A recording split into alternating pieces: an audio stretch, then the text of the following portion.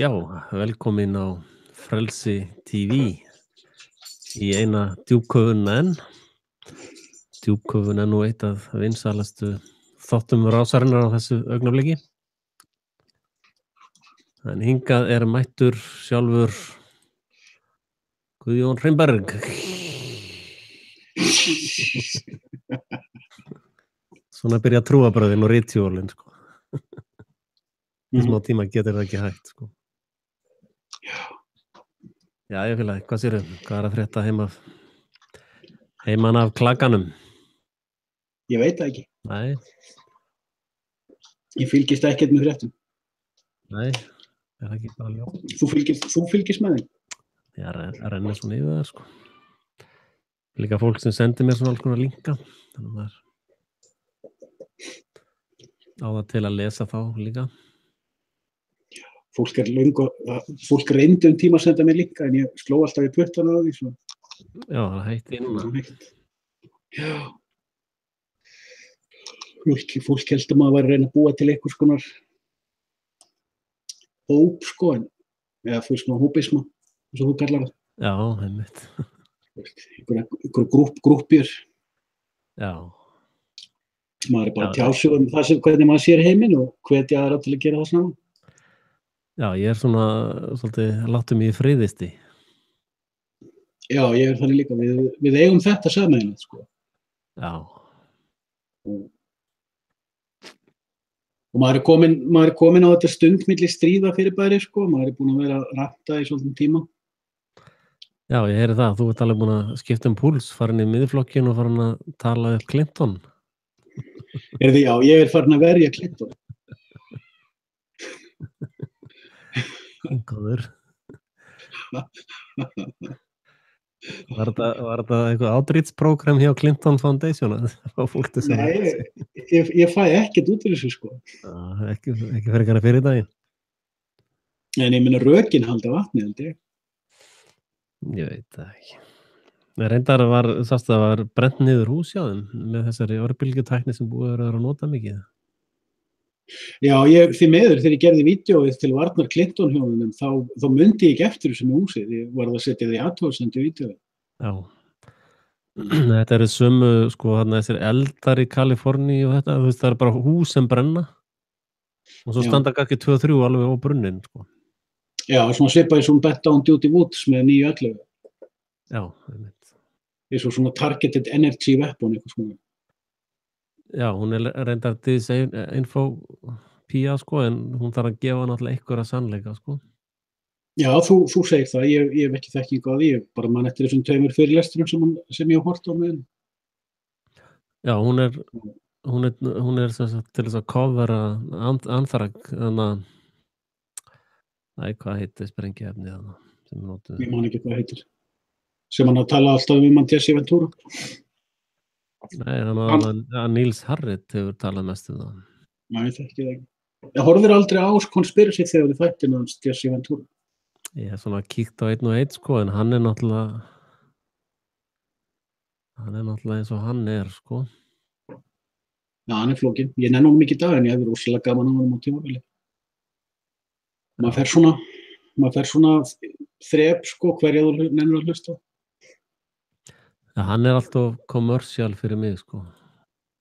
Og er raun ekki að segja neitt, finnst mér, sko.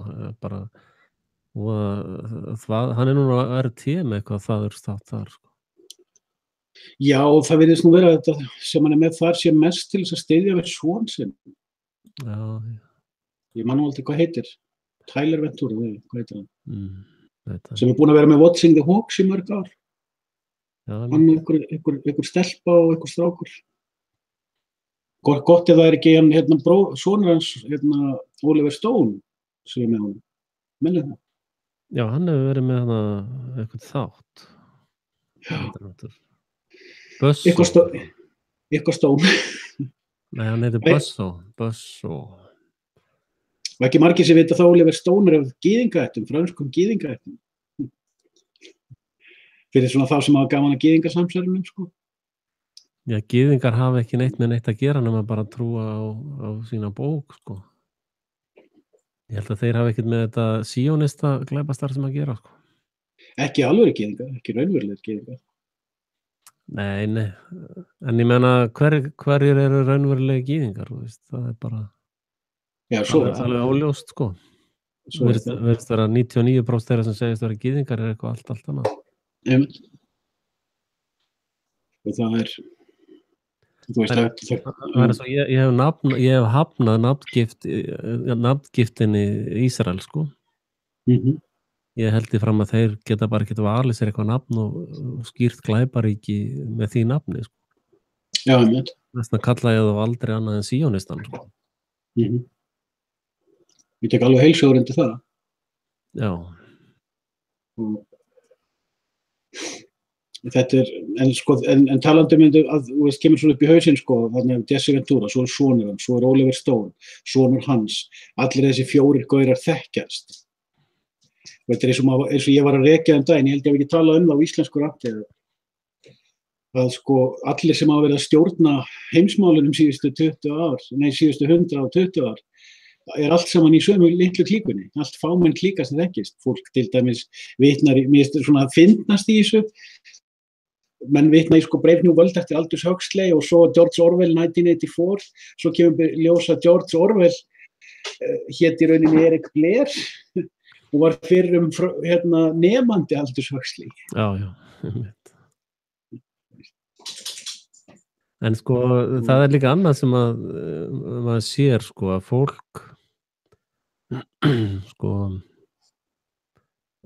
fólk sér ekki upp úr alifugla-girðingunni, sko. Nei. Menn eru bara berjast það hvort þeir komist í húsþrælahópinn, sko, það sem er aðeins hlýrra á nóttinni, sko. Já.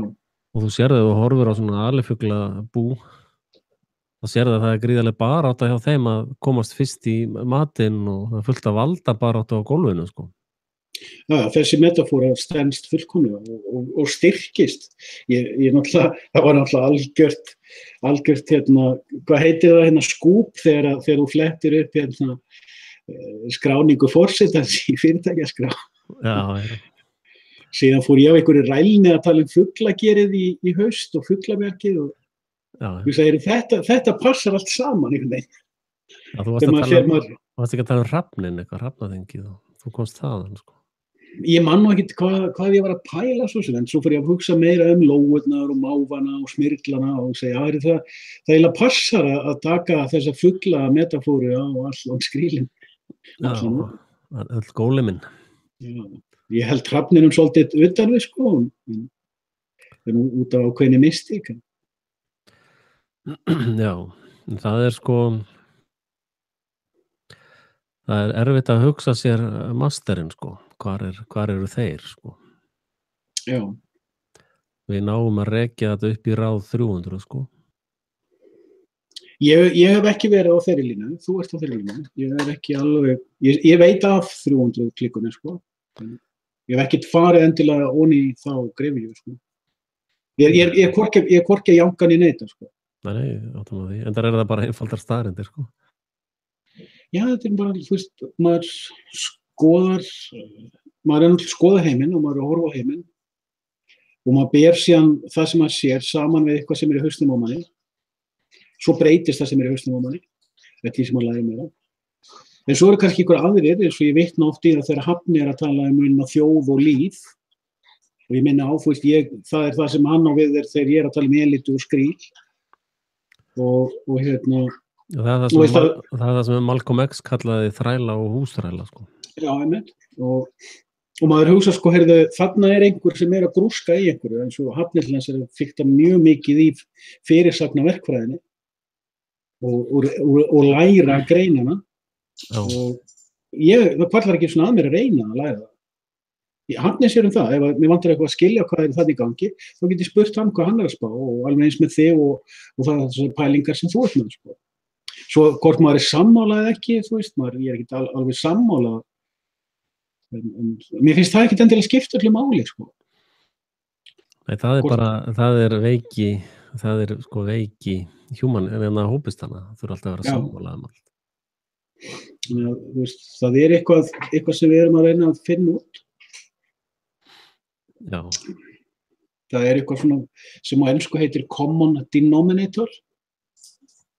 og mér finnst það nú mest vera að snúast eins og við einhvern tímann rætt, þú veist, er þetta heiðalegt, er þetta að segja satt og rétt frá, er þetta að reyna að ráðskast með annað fólk og reyna að ræna einhverju af öðru fólki, alveg frá eignum þessu út í bara lífið sjálft.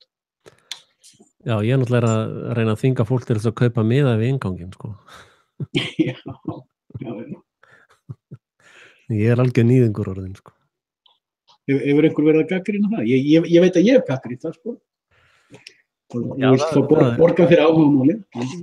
Já, það er ákveðin hópur sem að styrkir mig mjög trúfastlega. Alveg 3, sko. Ég vil ekki taka neinum styrkjum. Nei. En samt, ég meina, ég fekk styrki á tímabili frá okkur 2-3 og þess vegna gæti ég endur nýja myndavélina til eins og sem tíma. En, já. Ég er alltaf að láta mig dreyma að þetta verði, ég geta unnið við þetta, sko. Já, ég er ekki að láta mig dreyma það, sko. Nei. Einmitt. Ég er ekki með neina slíkar fantasíur. Ég hef engan á að vinna þetta. Mér langar að hætta þessu. Já.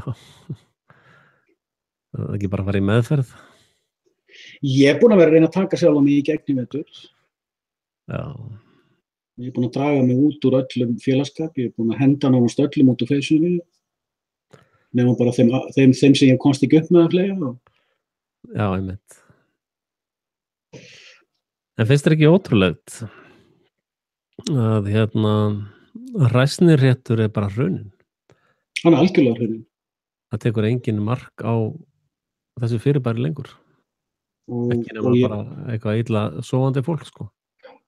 Og við vorum byrjaðir að tala um þetta á undan fólki, en svo kom náttúrulega þessi snilldar bók frá honum Jóni Steinari með Lognið í fangi. Hann er greinilega fastur hlustandi á Frelsi TV, sko, og hugsanlega á rásunum þínum líka. Nú svo var ég að fletta fréttablaðinu frá því fyrradag, mánudagsblaðinu. Það er lítil fréttaklausa um það að þegar Jón Steinar var ráðinn sem hæstaréttardómari tíma, þá vildi dómarafélagið sniðganga hann. Þeir gerðu allt sem þeir gátu til þess. Það var bara einhver ráðherra sem skipaði hann í dómarasetti. Og ég var að lesa þessa fréttu og sagði, af hverju verið að sýna mér þetta? Og allt í einu, ég fór að lesa bara orð fyrir orð mjög gaumgæfilega. Og þá kom í ljós, þegar ég fór að lesa það betur, að það er ákveðin þrepaskipting þarna. Það er svona dómara umsýsla og svo er einhver nefnd sem fylgist með einhverjum hlutum sem enginn veit hvað er. Og allt í einu blasir við að dómarafélagið vill ráða hverjir verða dómarar. Dómarafélagið. Þeir ráða þeir líka, dómararnir ráða þessu. Og þú sér þessi málaferli núna en Landsrétt gætu tengst þessu. Að þarna, þetta er svona eins og alþingismenn vilja ráða því hverja þú kýst til alþingis. Og þeir náttúrulega ráða því. Það er svona ákveðin spilling, sko. Common denominator. Ég er ekki að berjast fyrir því að fólk sé sammála einu en einu, ég er að berjast fyrir gegn hugrætni og sálarlegri spillingu. Já, en sko þú kemst allar lengra í vitleysunni en þetta, sko. Og nú er Katrín að reyna að setja ykkur nefnd í að reyna að vinna upp traust, sko. En sko á meðan að valdstjórnin er skipuleg glæpasamtök, þá er ekkert sem við getum gert til þess að bæta ímynd glæpasamtakana, sko. Já, það er sko með kommunisman yfirleitt, þeir sem hafa fylgst eitthvað með kommunismanum í gegnum áratugi, þeir reyna að leysa alla hluti með einhver nýjum nefndum. Hún snýst allum stjórn. Já, það snýst allt stjórn, sko. Þetta fólk er algjörlega valda sjúkt, sko. Nú er til dæmis komin einn þáttaskil hjá mér, þú veist að koma að þessi þáttaskil hjá okkur, sko, hvað við erum að horfa á, hvað við fjöllum og hvernig. Ég ætla að búin að vera náttúrulega á ákveðin flugi með varandi UNESCO-þvæluna. Já.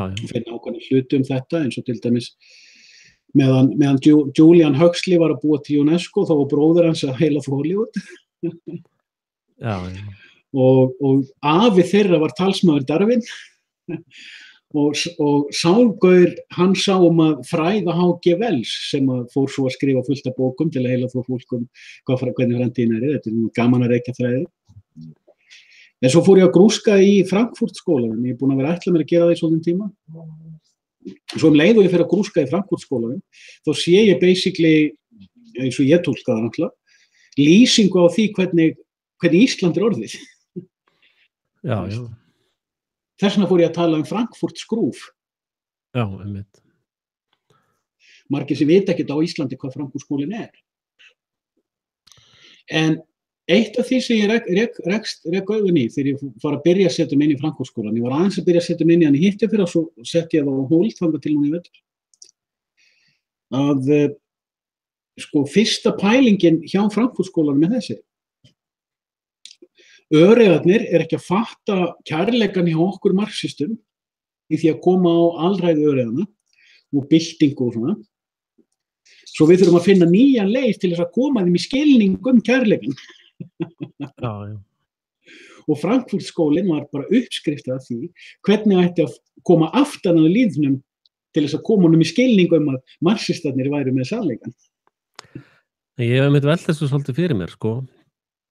Hvernig víkingarnir geta tekið á þessu og þú veist að þú hefur 2 leiðir til þess að læra eða díla við hlutina, það þess að gera mistökin, sko, finna út úr því sjálfur með því að gera fullt af mistökum eða læra af reynslu niðaldana og af einhverjum öðrum, sko.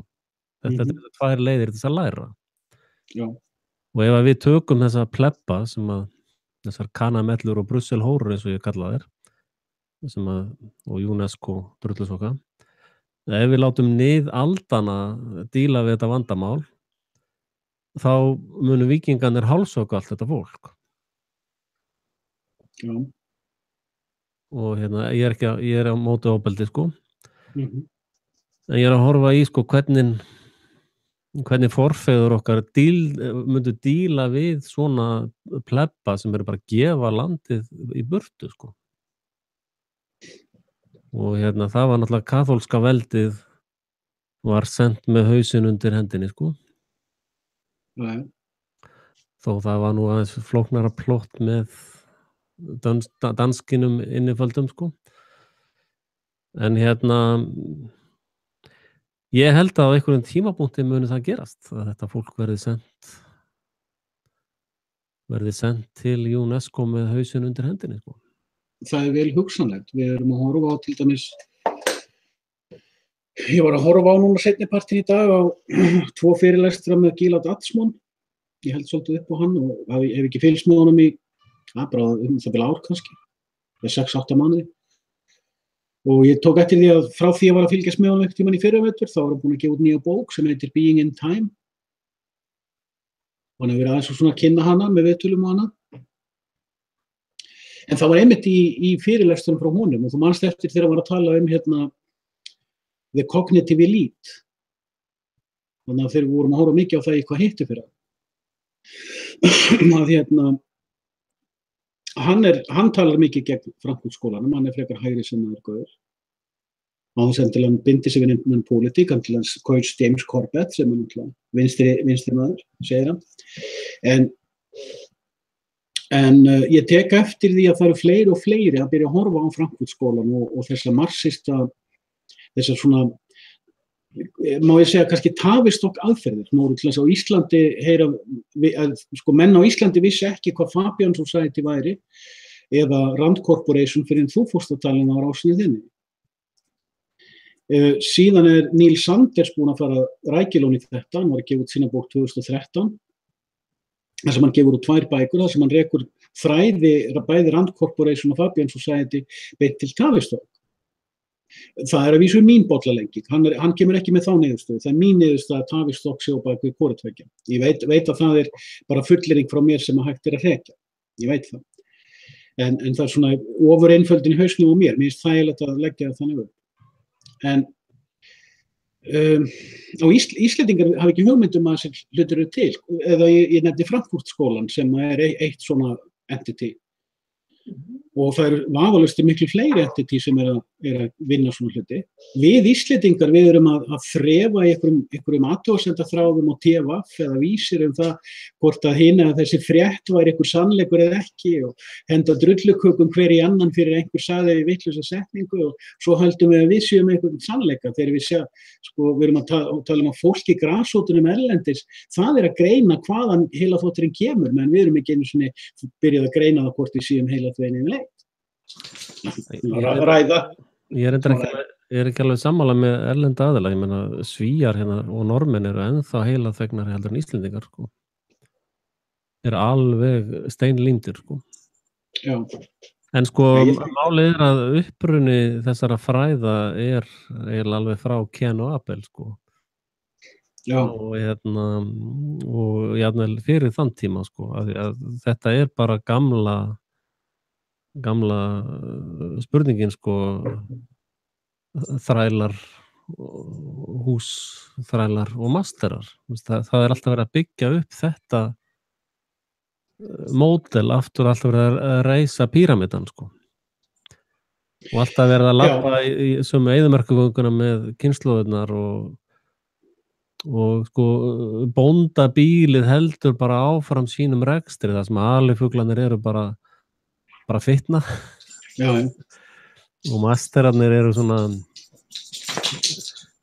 svona misgeðvikir en þeir halda þekkingunni fyrir sig gegnum aldirnar sko. Og það það sem eiginlega gerðist eftir 9/11 og þessi hreyfing sem byrjaði eftir það, að sú þekking farin að leka út allt sko, eins og þú segir að öll þessi nýju konsept sem komu fyrst fram á Frelsi TV að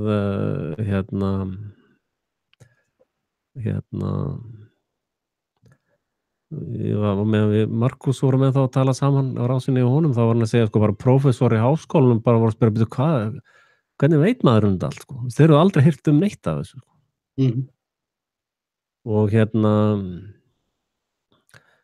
Og aldrei fór ég suður sko, aldrei hef ég fengið verðlaun fyrir að búa til orð eða blaðamanna eða háskólaverðlaun einhver eða fyrir fræðistörf mín sko.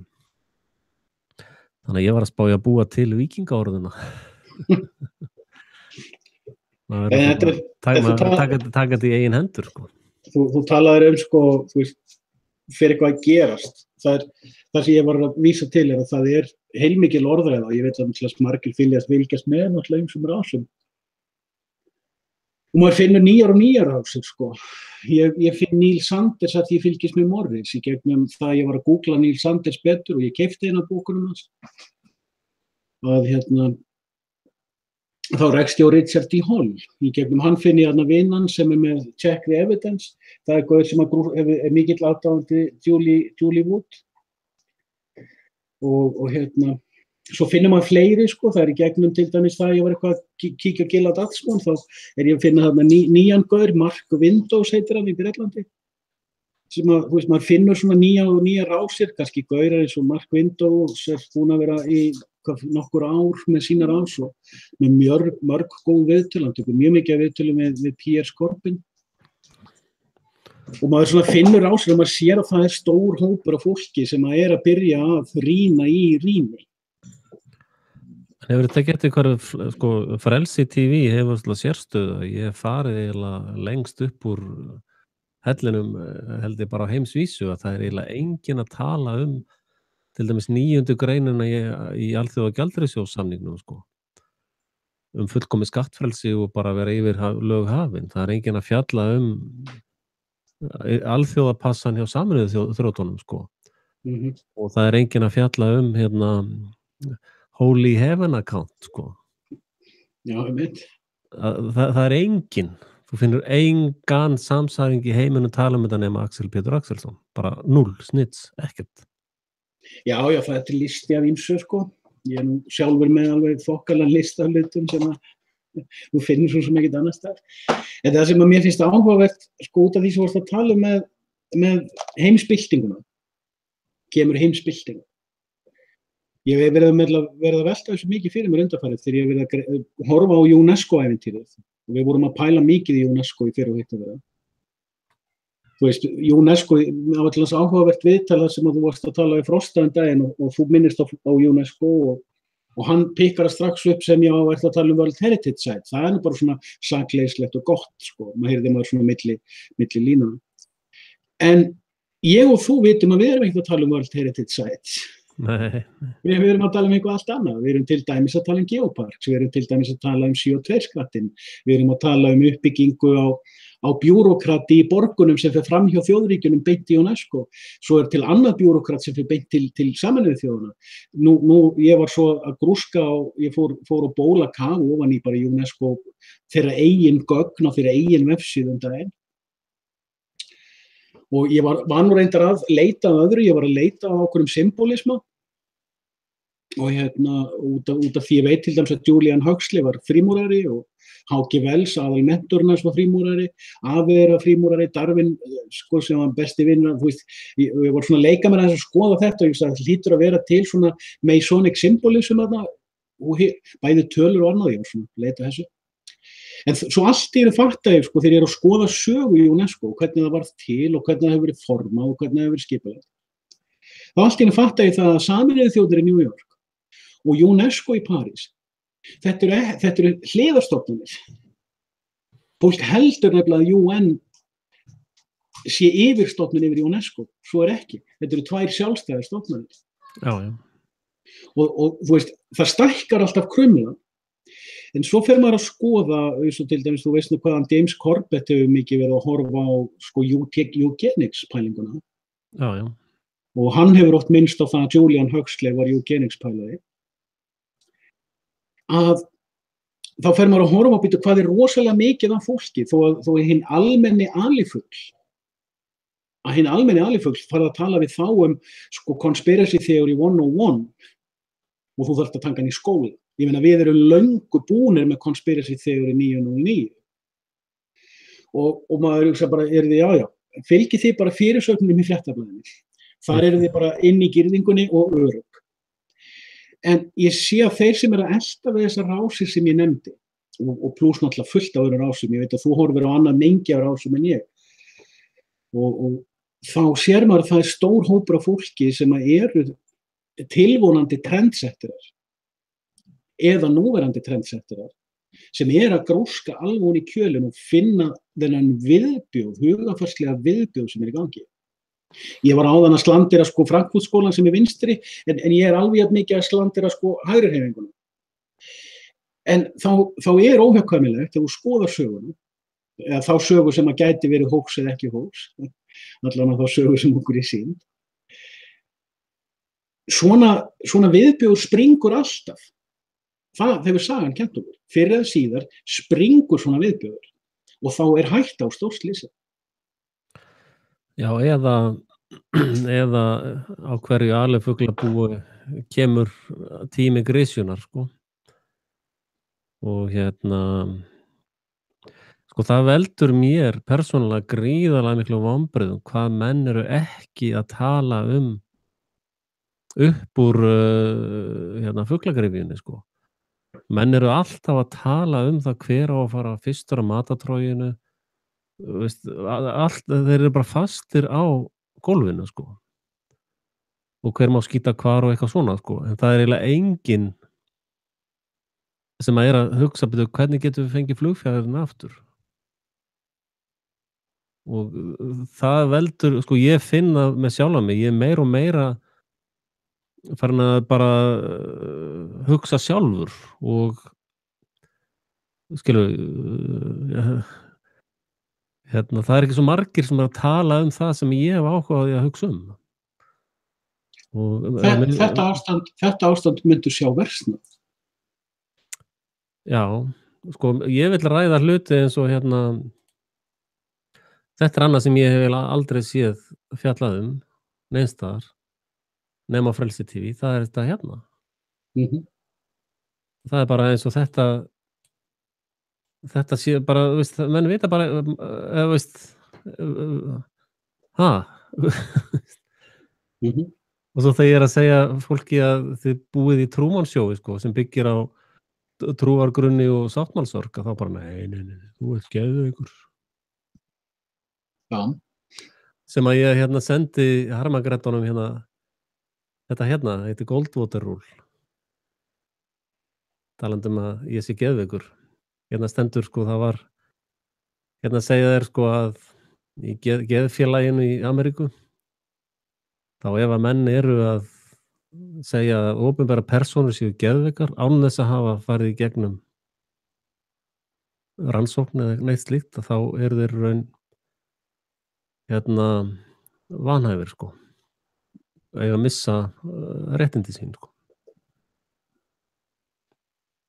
Og þetta er kennt við Goldwater sem að Barry Goldwater. Og hérna já, it's unethical to give a professional option about public figures they have not examined. Og þetta er brot á einhverju læknaeiði þeirra eða hvað heitir þetta? Siðareglur geðlæknanna. Sem að þýðir að þeir sem að hafa verið að útrópa mig geðveikan eiga í raun að missa réttindi sín sko. Og hérna þetta er í section 7 og þá kemur annað upp úr annað pæl sko. Það er hérna akkur hefur landlæknir ekki tekið þetta upp sko. Hann er eftirlitsaðili með geðlæknum landsins. Akkur gerir hann ekkert? Akkur ætti hann að gera það, ef það er ekki, ef það sést út frá, ætti hann að gera það út frá siðferðilegum forsendum eða einhverjum öðrum forsendum? Já, sko, ef að þú kenniði við ákveðin grunn, segist ég er geðlæknir, eða við erum í þeim business og það er búið að setja upp ákveðin struktúr og svo brýtur þann struktúr og eftirlitskerfið innan struktúr sem gerir ekkert, þá hrynur allt kerfið sko. Já og nei, það verður eftir því hvar þú ert staddur á leikvellinum eða á animalfarminu. Já, ég meina hundurinn. Má ég útskýra okkur ég segja þetta? Ef að geðlæknir segir við þig í útvarpsviðtali þú ert geðveikur, þá er hann bara einstaklingur að lýsa persónulegri skoðun. Nákvæmlega. Ef hann hins vegar sem geðlæknir skrifar upp á pappírum að þú sért geðveikur, á þess að hafa tekið því í faglega greiningu, þá er hann að brjóta lög skjalavaldsins.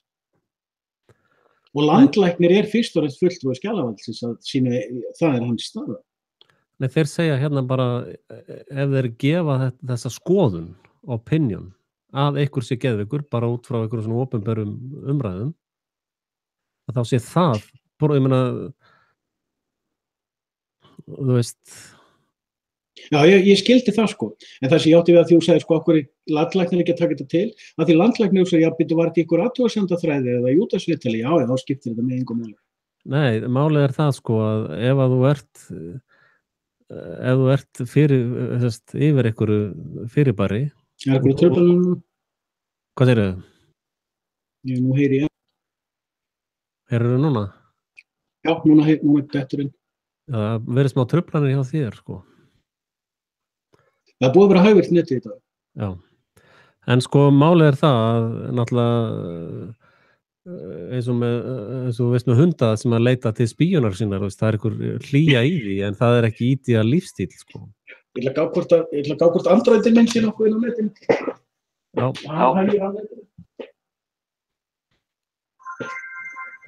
Já, nei, hann er.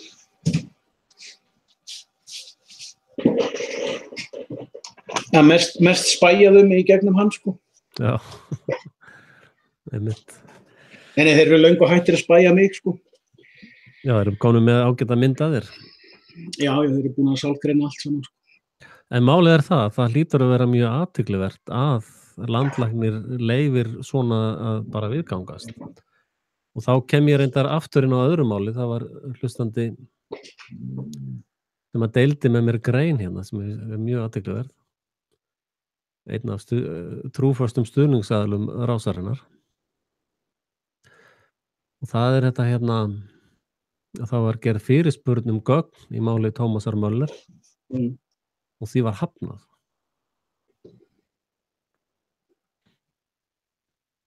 Hvenær birtist þessi bréf? Bara í fyrradag, 8. janúar 2018, klukkan 1:09. Þetta skjal, sko. Hver var að gera fyrirspurn? Það kemur ekki fram, sko. Ég hef nú gaman að fá upplýsingar með það. Nefndin segir í úrskurði sínum að óþarf hafi verið að fá rökstutt álit embættisins á sinni þess þar sem rannsókn sakamál og saksókn sé undan þegar gildis upplýsingarlega og réttarhöld opinber, sko. Og það getur alveg einhver að bara beða gögn til þess að þakka niður í mér, sko. Og sko, ég deildi vídeó í gær þar sem þau fóru skotárásina í Las Vegas. Já. Dánavottorinn stemmi ekki þar, sko.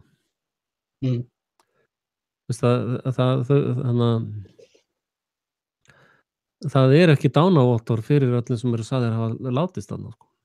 Já, ok. Snjallt að fara hún í það. Og það alltaf það fyrsta sem þú skoðar réttarmeinafræðingurinn, sko. Og það var gert fyrir luktum dyrum og það á enginn að fá að sjá. Það svona 100 ára leyndakassa dæmi, sko. Og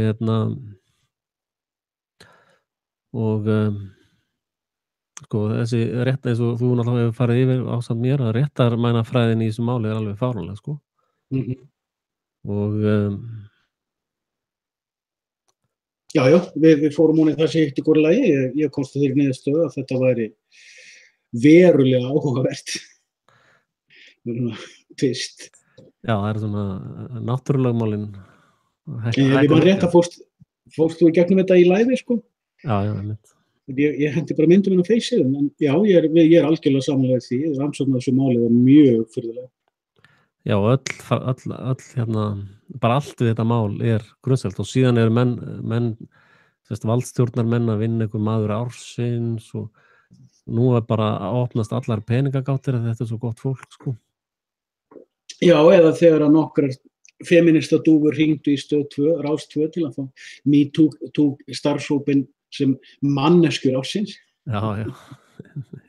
Mér finnst það bara verulega fyndið, en sorglega fyndið því að nú er ég búinn að fjalla aðeins MeToo árásin eins og þú veist og greina hana aðeins og ég var að koma niður á einn punkt bara í gær það að þriðja skrefið hafið og það að markaðsetja mjög ónáttúruleg blogg kynvitund og kynferðismál. Já, einmitt. Já, eitt þannig að þú varst með vídeóið núna með þvottavélinni, sko. Það nú sjó að hafa þvottavélina með. Ég held, sko, ég var að velta fyrir mig síðast þegar ég hlustaði á því með þvottavélina og var að spá, já, heyrðu, hann að koma, hvað heitir það, Kama Sutra fælunum, hvað heitir það? Kama Sutra hans?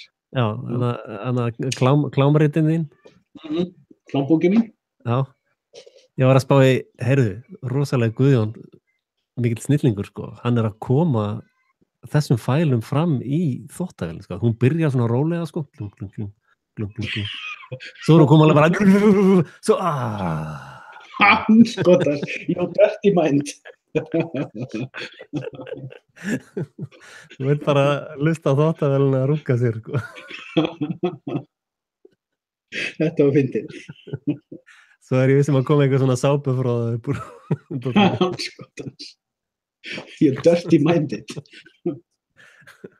Nei, ég að tala þvottavél, það getur ekki verið dirty. Það bara, það gengur ekki. Þvottavélin mjög dirty minded. Nú kemur ekki allt hreint út úr henni. Jú, en hún þarf fyrst að fara í gegnum allan skítinn.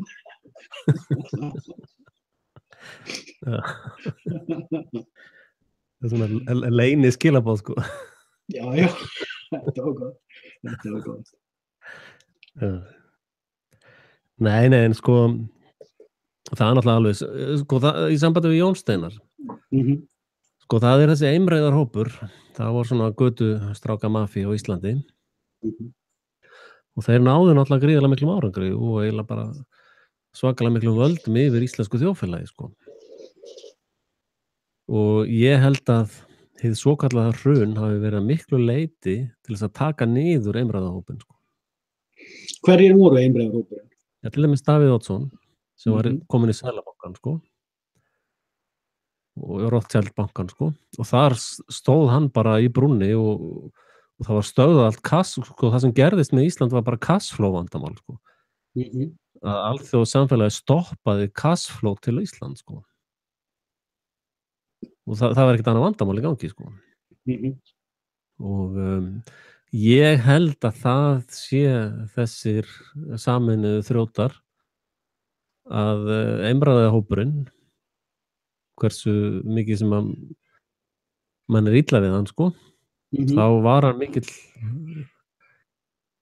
mikið að þvælast fyrir þessum erlendu öflum sko.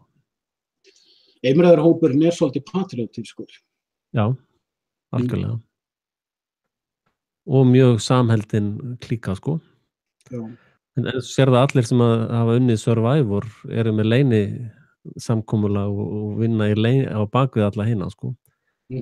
Survivor snýst ekkert að vera duglegur, hver duglegastur eða hver byggir flóttastar kofan eða veiðir mest. Það snýst það hver fljótastar að mynda leynifélag sko. Og leyni bandalag og einræðahópurinn náði mjög góðum árangur í þessu sko. Já. Þú tekið eftir, ég var aðeins verið að greina, ég veit ekki hvort að ég var aðeins verið að leika mér með þá leikfléttu í greiningunum mínum að þegar fólk horfði á Jóhannustjórnina og hugsaðu, heyrðu, hún ætlar að koma okkur í Evrópubandalagið og fullt af fólki hér á landi náttúrulega vildi koma í veg fyrir að þeir næðu því og margir vilja meina að einmitt sko aðilar eins og Sigmundur og Miðflokkurinn og hugsanlega þetta einræðafólk hafi verið partur af því að stoppa hana af í einhverju sem hún var að gera. En ég verið nýlega að koma upp með þann flöt að hún hafi ekkert ætlað að Evrópubandalagið hefur bara verið smokescreen. Og ég nú aðeins að velta fyrir mér af því að þetta bara kenning sem ég búin að vera rökstyðja og halda fram og svo kemur bara ljós hvort hún var rétt eða röng. Ég er ekkert að reyna að fá neina viðurkenningu á því hvort ég hefur rétt fyrir mér. Heldur, sko þessi flötur sem þú kom upp með þessa hugsanlega árás að hrunið á Íslandi hafi verið ekki bara heimshrunið heldur líka ákveðin leikflétta sem stýrist að Íslandi sérstaklega. Hvort að þetta eitt af því sem við höfum verið stundum að koma inn á síðustu 3-4 árin sem við höfum verið að pæla í hlutum. Að það virðist verið einhver leikflétta undir yfirborðinu sem að við erum smátt og smátt, sko, við erum stundum að koma niður á hana. Ég er ekkert til að vissum og við séum komnir með heildarmyndina. Já, ég held reyndar að við sjáum þetta nokkuð skýrt, sko. Að sko, sameinuðu þrjótarnir eru eiginlega svona eignarhaldsfélag gömlu verslunarættana sem þú hefur verið að draga upp núna og konungsættana, sko. Og að í staðan fyrir að vera með konungsríki í öllum löndum og allt slíkt þá eru þeir svona að leggja sín hlutabréf þarna inn í eitt svona grúppfélag. Já. Sameinuðu þrjótarnir grúp, sko. Og þannig að þetta er elítubandalag og sko eins og menn sjá seinni heimsstyrjöldina, Hitler, sjá stríð, sko, Rússa, Pútin, þú veist, menn sjá þetta ekki einu sinni í réttu ljósi, af því þetta er allt saman elítunar sem stýra þessu öllu og þær eru allar sammála það að skaða ekki hvor aðra. Og og það er til dæmis þess vegna sem ég held að elítunar hafi stoppað Hillary, sko, af því að drepa Gaddafi var ekki góðkennt, sko. Af því hann var í elítunni og elíta heimsins er bara, heyrðu, nú erum við fann að drepa hvort annað. Er það málið? Heyrðu, nú er sonur hans að vera að koma fram. Já, nákvæmlega. Og það sem er eitt áhugavert þetta, það er tveir punktar. Sonur hans er búin að vera í meira en í fangelsi í 5 ár. Það átt að drepa hann 2017. Er okkur sagt, sko? Já, ég veit það. Hvaða heimildir höfum við til dæmis fyrir því að Gaddafi hafi verið drepinn yfir höfuð? Svo það aftur annar handleikur, sko. Ég bara tala það sem okkur sýnt. Ég veit ekkert áreiðanleika þessu. Mér finnst þetta hins vegar áhugaverð frétt. Bara ég held ég bara að fá að reyfa hana.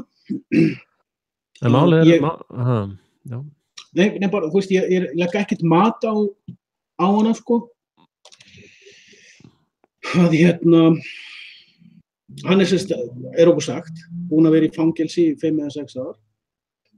Træpið sem á meðan í fangelsi ætlaði að fá hann dæmdan til dauða, núna á að sleppa honum, hann að fara að bjóða sig fram til forseta, svo eru til ýmsar raddir sem segja að Líbíumenn vilja ekki fá nýjan Gaddafi og svona. Aisha systir hans, hún flúði það leyti sem pabbinn var drepinn, eða okkur var sagt að hann væri drepinn, þá flýr hún til Alsír. Alsír hafnaði að hafa hana, heimta hann frá landi. Óman bauð henni pólitískt hæli og hennar fjölskyldu. Og ég veit ekki annað en að hún sé ennþá í Óman. Aisha var rosalega vinsæl í Líbíu, rosalega vinsæl, og hún hefur mjög mikið fylgi meðal kvenna í íslenska heiminum. Ég legg ekkert mat á þetta er bara svona það sem kom upp í hausinn á mér. Það sem hins vegar áhugavert hvernig, af því ég hef ekkert verið að fylgja sérstaklega vel með fréttum, og ég svona ennþá ég að verða 2 ára gömlu fréttabanni, að hvernig kemst ég á snóður þetta? Þetta var reyndar búin að vera eitthvað í fréttum eitthvað staðar, googlaði ég bara í gær. En í síðustu viku var ég að horfa á, eða fyrir hálfmánuði, viðtal sem Harold Channer tók við kanadískan gyðing sem heitir Abraham Weisfeld eða Weinfeld. Og þessi gaur sem mjög áhugaverður, hann er einn af gömlum stöðningsmönnum Gaddafi. Þetta er gyðingur sem að gefur sig út fyrir að vera vinstri sinnaður sekular gyðingur, en er andstæðingur síónismans. Og mín reynsla af andstæðingum síónismans að þeir eru flestir trúaðir. Og þetta er svona sérstakur gaur, þetta er bara einhver fræðimaður og hann er mjög prívat, hann er til þess með Twitteri sitt lokað, og svo Harold Channer tók viðtal nr. 2 við hann, og svo tóku þeir það niður og gerðu prævat, þannig að þú getur ekki hort á það. Og nú vola allt spúki allt saman, sko. Harold Channer er svona gaur sem að ég hlusta á bara ef ég í einstöku stuði, því að hann er svo rosalega erfiður. Hann gerir erfið viðtal, sko. Og henni vil bara koma þessu fram, sko. Ég held að þetta sé allt fjölbræðaglíman. Það sett á svið rosa barátta í glímuhringnum, sko, og svo fara allir bara á barinn og eftir eru bestu vinir, sko. Já. Að til dæmis sonur Gaddafi og þessi svo kallaði Breivik, þeir eru bara saman á sólastrandinu að djamma, sko, með pappa Gaddafi og fullt á öðru svona liði, sko, sem hefur verið nokkrum íslenskum ráðherrum til dæmis og svona, já, svona liði sem að hefur fengið passan til Elysium. Sko, til dæmis eins og ef við tölum bara fangelsisvist og svo Julian Assange, sko, sem okkur talið trúum að vera 15-20 ár í sendiráðskompu þetta er ekkert svona, sko. Hann bara kemur hann til þess að halda blaðamannafundi í hurðinni, sko. Og hann er ekkert þarna dagstaglega, sko. Og elitan er eins og töframenn, sko. Töframenn eru almennt ekki í því að koma upp hvern annan, því það eyðileggur fyrir þeim bransan, sko. Já, já. Og sama er með þetta, sko, að ekkert að þessu fólki borgar skatta og það er engin að tala það nema ég, 9. grein þessa sáttmála, það er bara á netinu, gefið út, sko, hann er endurnýjað einu svona ári. Og það er engin að tala Heavenly Father account, en allir að tala hvað peningakerfið, sko. Og sko, ég er eiginlega komin á það, þeir sem er ekki að tala þessa punkta og trúarlega samingi, sko, sáttmálsörkin og nú UNESCO eins og þú bentir á komið bara stjórnarskrá, sko. Hvað var það, 114 greinur? Já. Og stjórnarskrá vinstrafólksins 2012 á Íslandi líka með 114 greinur. Nákvæmlega. En sko, á meðan þú skilur ekki alifugla búrið, sko, að þú ert bara niður á gólfi að eltast við trógið, sko, og það er búið að taka úr þig flugfjarinnar og á meðan þú ert að rífast trógið og veist, ert ekki í alvöru plotti hvernig næ ég flugfjörunum, sko. Þá er ég eiginlega svona minna að bera virðingu fyrir slíku fólki, eða sérst málflutningi þeirra.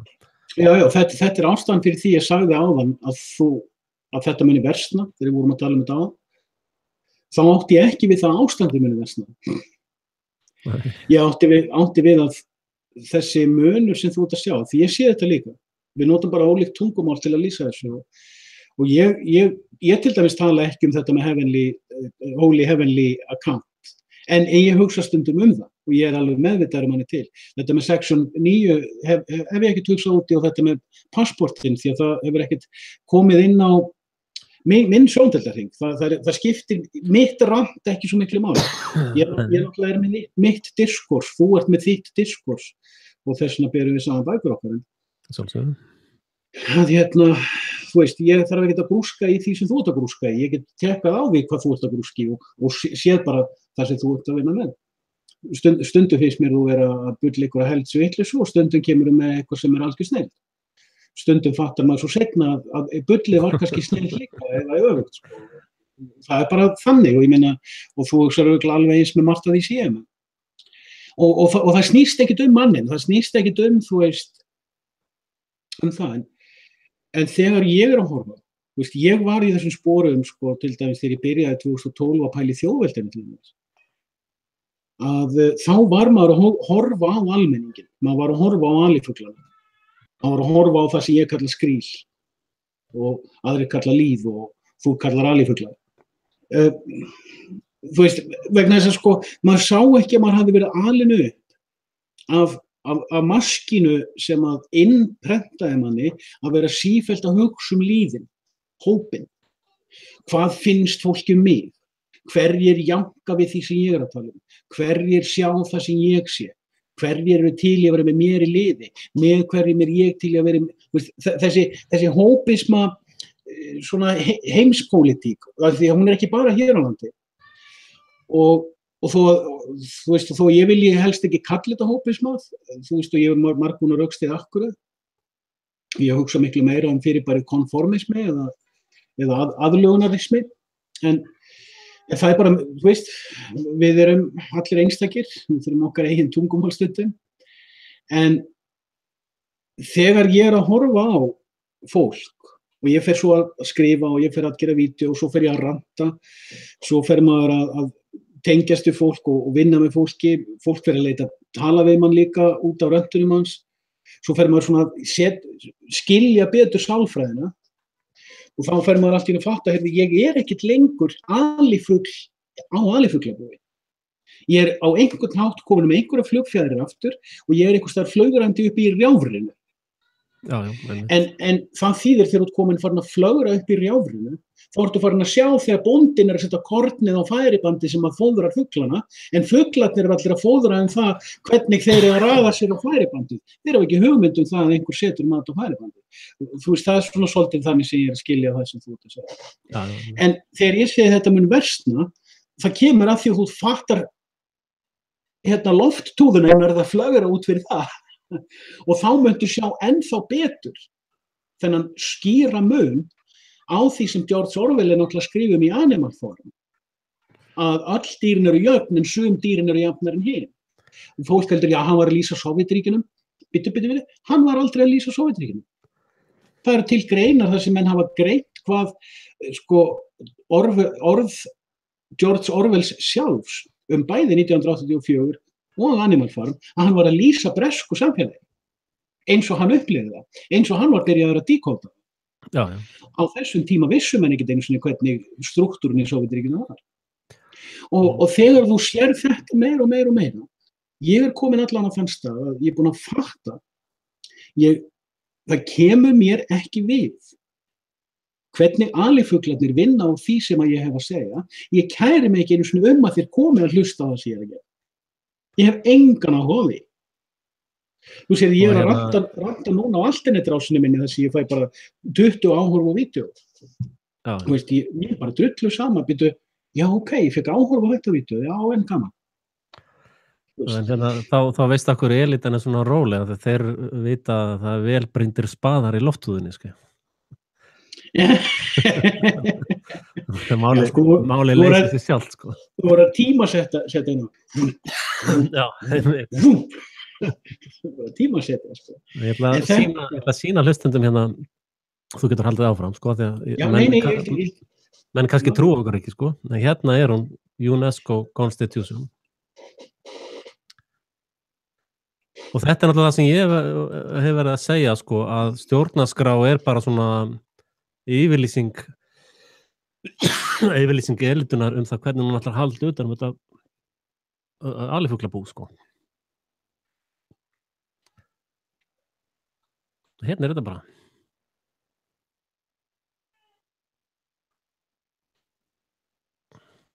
Já, ég man eftir því ég var að skoða þetta daginn. Hvað sér það? 114 greinar eða? Mér minnir það, já. Ég las það ekki allar, sko. See Rule 33.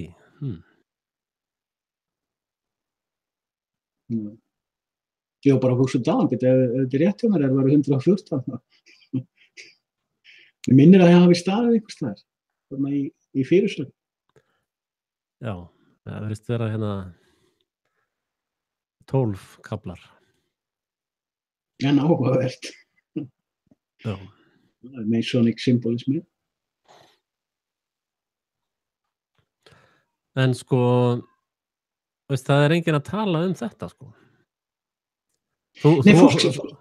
Þú átt fundaverðlaunin á þessari stjórnarskrá, sko. Já, ég var ekkert að fatta það þegar ég var að leita að öðru. Þú ert að finna það sem ég fann. Ég meina að finna eitthvað í, þannig að, veistu, já, ég nenni ekki svoleiðis, en ég var ekkert að pæla í þessari stjórnarskrá þegar þú myndist það. Ég var að pæla í allt öðru. Og ég fann það sem ég var að leita að. Ég fann þennan symbolisma sem ég vildi finna. Ég setti hann svo inn á skúmala terrorgrúppuna mína. Já, Mína. Og en þú, hérna, það er eitt sem að, sko,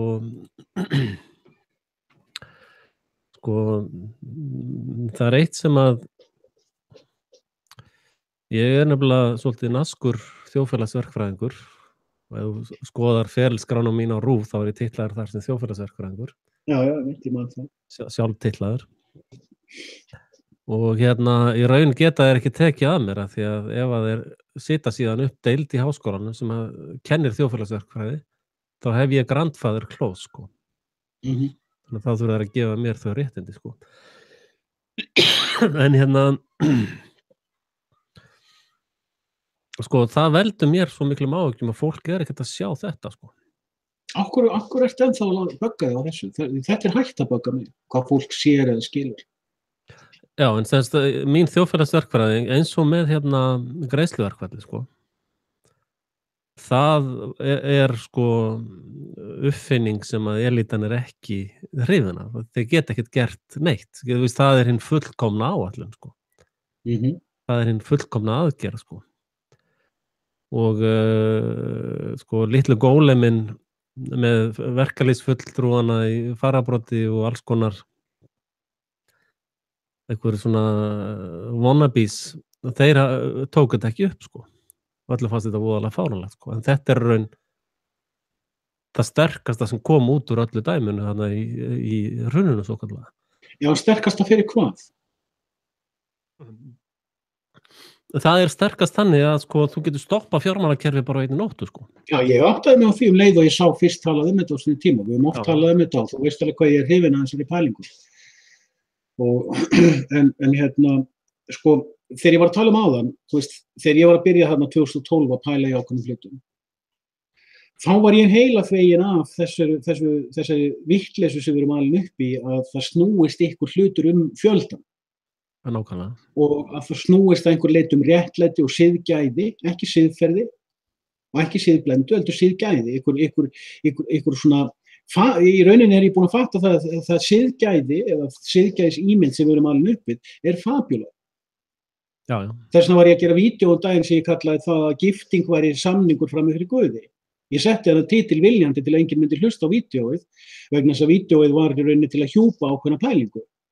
sem að ég sagði bara, ég nenni ekki skýrtertunum ef fólk fattar hvað ég var að segja þarna. Já, já.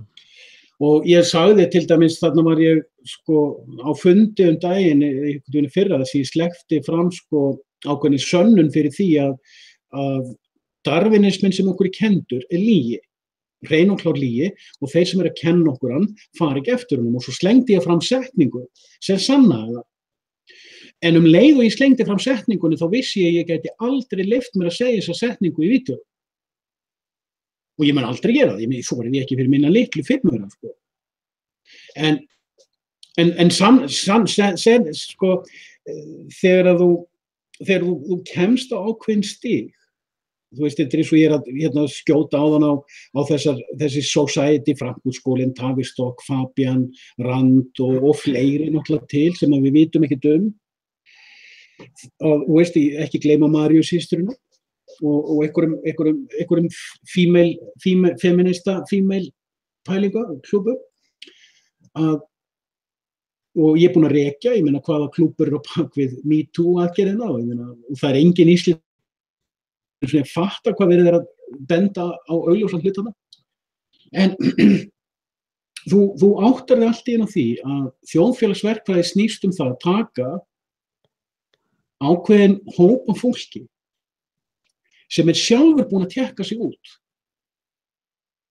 og gera grín á honum. Leið mér aðeins útskýra hvað ég á við með þessum orðum. Manstu þegar þú varst að tala lagalegu skilgreininguna á fyrirbærinu Monster á sínum tíma? Jú, sem er í Blacklaw bókinni. Þú veist hvað ég er hrifinn af því að tala munin á mannesku og mannveru. Jú. A-human eða human being. Human being er í rauninni monster. Sá sem er búinn að láta einhvern segja sér hvað hann er. Gilad Atzmon til dæmis vinnur mjög mikið með skylt hugtak, það sem hann kallar identity politics og er, eftir því sem ég best veit, svo eini sem hefur útskýrt opinberlega hvað identity politics er. En leið og hann útskýrir það og þú horfir á þetta sem árangursríka agendu Frankfurt-skólans, þá sérðu hvað þetta er. Þá allt í einu fattaru það til dæmis að þegar okkur er sagt að marxismi snúist jöfnuð og alræði öreiganna. Nei, það var bara fyrirslagnafræði 19. aldar. Marxismi snýst classification sem sé þverþjóðlegt. Að allir hommar í Rússlandi og allir hommar í Ameríku standa saman. Sem hommar, eins og Gilad Atzmon bendir á það, ESE gay, ESE female, ESE something.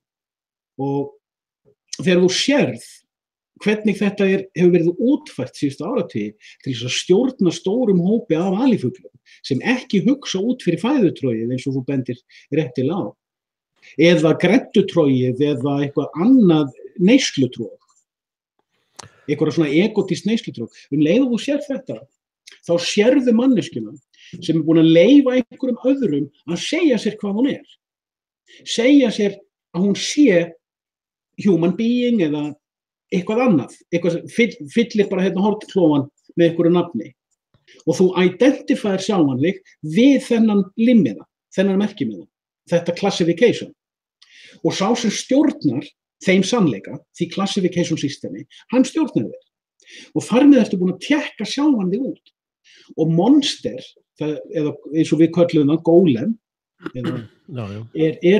er mannvera sem er búin að tékka sig út úr hópnum manneskja.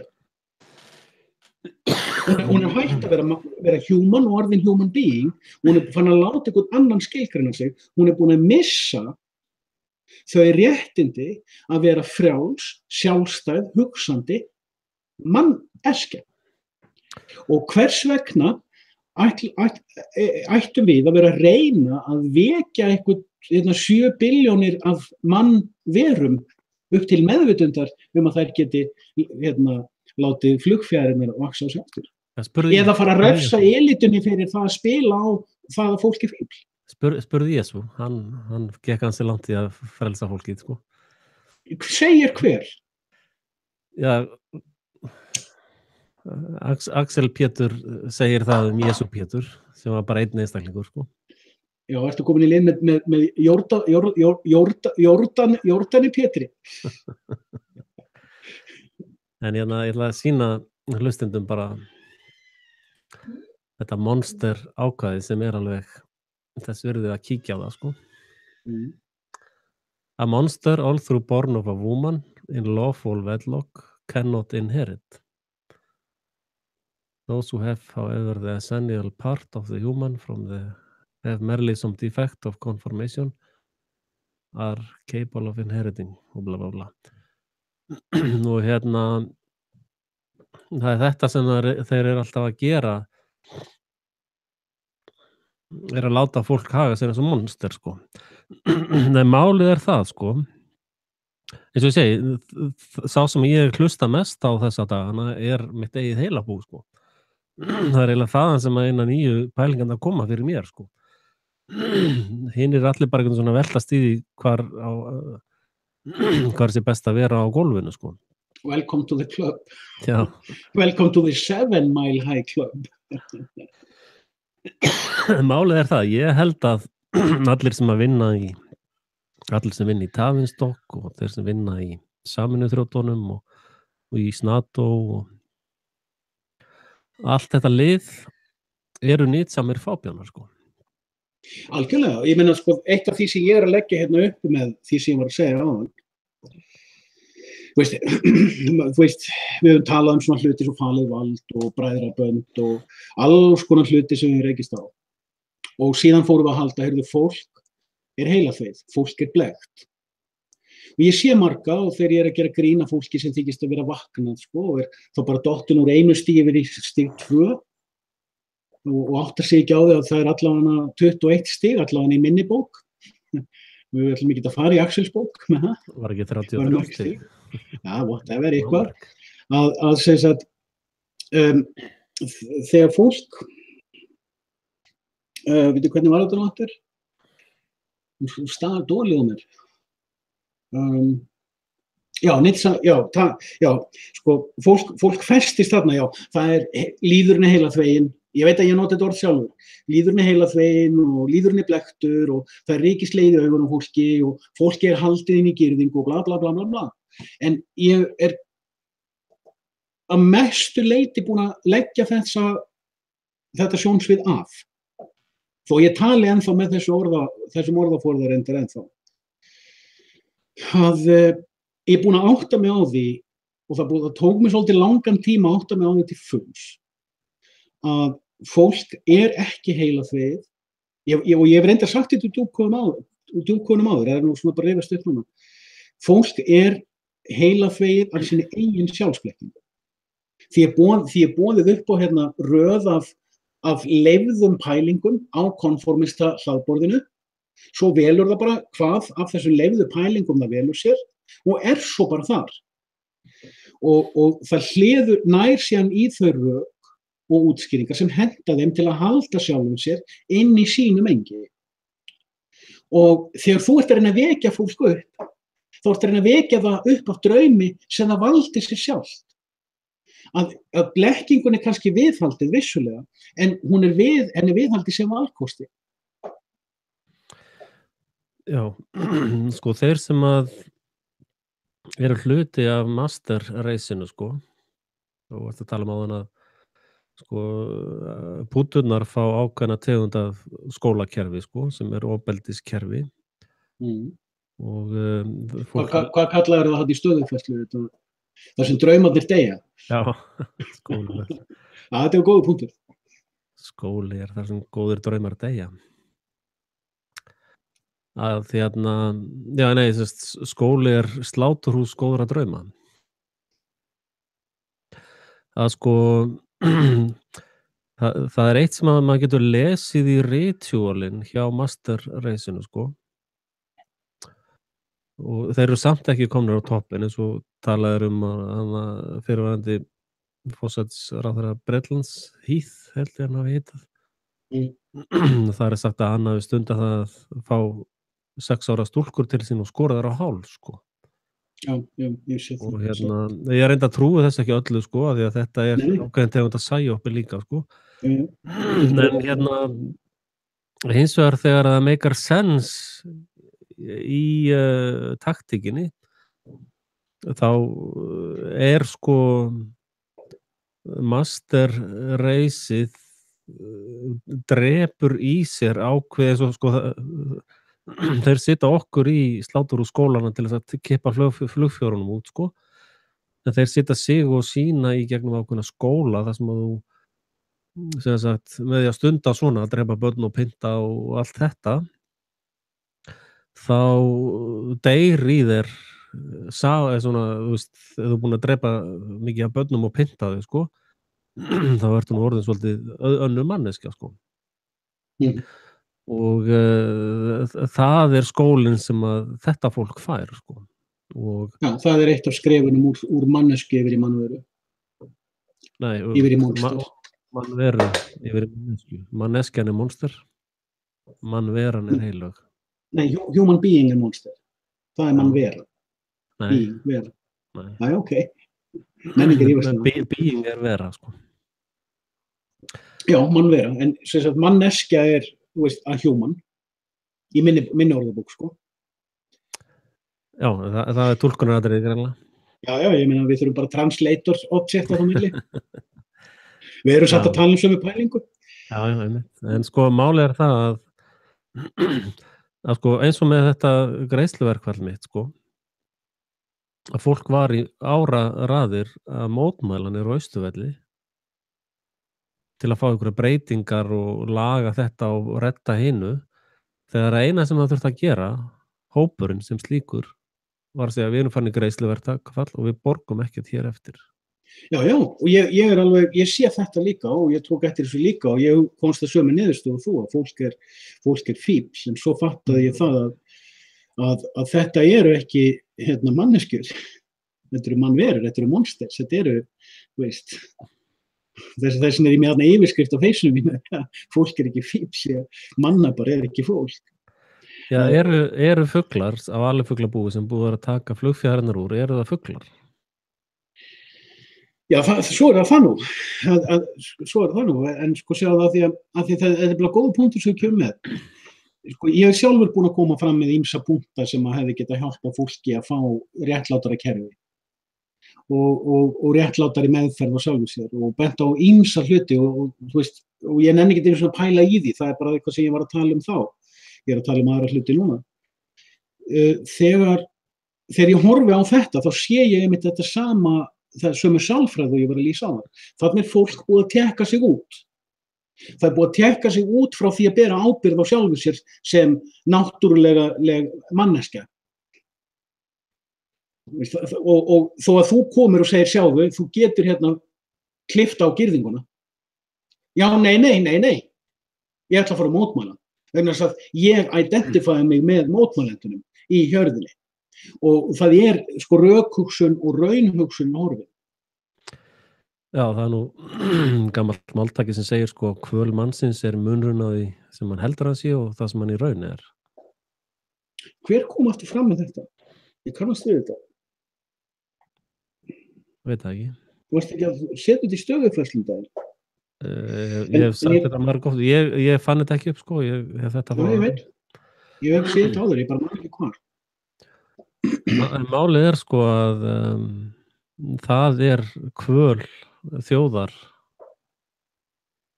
og skrýls að það svo mikill munur á því hvað heldur að ástand sitt sé og hver raunveruleikinn sko. Ja, ég alveg sammála, þetta alveg spot on, þetta tengist hugtaki sem ég nota mikið þegar þjóð búin að láta kippa sig úr sambandi við sína eigin rætur og það sama á við einstakling. Og nota bene, maður bara skjóta einu að því það svona nýjast áhugamáli að grípa þess niður í Karl Marx öðru hvoru. Já. Og bara, þú veist, ég þarf líka við verkjalið í hver skipti sem að ég gera það. En hann ekki talar þetta, að til þess að koma á byltingunni sem hann langaði í, þá þurfum einmitt að kippa fólki úr sambandi við sína eigin sögu. Já, það náttúrulega Hegelian dialekt stef við þessa pælingu að þú ert með ástand sko og svo ertu með ástand sem að fólk vill að sé og byltingin munurinn þar á milli, sko. Já, og eins og þú ert að benda, ástand mitt gott orð, þetta nú orð sem að við döttum niður á í fyrra ár, sem að lýsir mjög vel því sem við erum að díla við. Að þegar þú lifir í draumástandi sem að þú byrjar á að velja og síðan hefur verið hlaðið undir það. Þú byrjar á að velja draumástandið sjálfur. Það ekki búið að koma þér inn í það, það ekki búið að þröngva þér inn í það, það búið að velja bjóða þér 20, 30, 40 valkosti á einhverju hlaðborði af valkostum. Þú velur einn valkostin, kannski 2 auka, af því að við erum aðeins flóknari kannski, og síðan bara hlaðið undir það. Og fyrir vikið þá losnar aldrei út úr því völundarhúsi vegna þess að það byggt á þín eigin sjálfsblekkingu, þín eigin girnd, hugargirnd. Og girnd þarf ekki endilega að vera kynferðislega. Já, það náttúrulega sko líf flestra eins og skip, svona seglskúta í vindi, sko. Að ef þú gerir ekkert eða tekur ekki á stýrinu, þá bara rekur þig undan vindi, sko. Og það eiginlega enginn sem að treysti sér til þess að standa við stýrið og sigla sínar eigin leiðir, sko. Og og ég meina þess vegna nú alifuglaræktin svo sem alveg ágætt, sko. Ég meina, hvað alifuglinn bættur með því að vera að velta sér upp úr svona hlutum, sko? Já, það sem að ég svona stríðaðir aðeins með sko, þegar þú ert búin að sýna alifuglinum að hann geti hann þurfi bara að blaka að sér aðeins þá fari flugfeðrirnar að vaxa, sko. En hann þverskallast við því og kallar þig vera að fá þetta. Eða sendir æðarstekkin í þig til þess að segja, heyrðu, þú ert geðveikur. Æðarstekkjalæknin. En okkur sko, hver ert þú þá? Þú heldur áfram að berja hausnum í steinin, sko. Á hinum steinrauða fugli. Heyrðu, má ég bæta einu áður en að gleymist? Það var fenginn íslenskur höggmyndasmiður til þess að steinhöggva fugla í grjót upp á Hólmsheiði við fangelsið. Og ég varaði hann við á sín tíma, láti ekki taka þátt í því að vera að búa til svona gjörning til þess að meitla þjóðarsálina í grjót. Já. Það minnir mig á það að þegar ég fer í forsetaframboð þá mun ég sýkna fólk bara eiginlega harðan og hæstiréttur dæmir, sko. Allir sem eru dæmdir fyrir fíkniefnabrot ég er bara svona stimpil, sýkna. Og þeir sem að borga ekki skatta, sko, þeir mun allir vera sýknaðir leið. Og í raun verður það alveg svakalegt partí þegar ég kemst á Bessastaði, sko. Ef þú býður upp á brauðtertu með rækjum, þá kem ég í partíið. Ég já, bara með sýknum mun ég breyta Íslandi bara á einni nóttu, sko.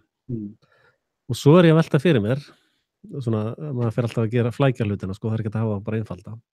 Ég að velta fyrir mér hvort að ég geti sem forseti afturkallað samþykki forsetaembættisins á samþykki á lögum, sko. Ég held að þú getur ekki, ég efast þú getur. Jú, þú hlýtur að gera það. Ég veit það ekki. Mér finnst það ólíklegt að þú getur afturkallað undirskrift sem búið að framkvæma. Nei, það bara, allar undirskriftir eru þess eðlis. Mér er þess að skuldabréfi banka eða svona alveg vestu samningar veraldar, þú getur sagt þeim upp, sko. Það þekki ég ekki. Ég læta allavega á það að reyna. Ég sendi bara skrifa út alls konar reseft fyrir því að þessi lög eru hér með felld og gildi. Samþykki en hvað er málið? Sko, af hverju langar þig svona mikið að fá fólk til að vakna? Af hverju langar þig svona mikið til að hræða upp í hlutunum? Það er bara gaman. Hvað á maður að gera? Ég veit það ekki. Ég meina, þetta bara svona eins og sumir hafa gaman að flugveiðum. Já. Þetta bara sport, sko. Þetta bara svo hvert annað hobby, sko. Já, ég kaupi það, sko. Það góð skýring. Ég ekkert að taka þetta svona alvarlega eins og sumir, sko. Ég tek þetta allt saman alvarlega. Já, þú löngu búin að fatta það. Já.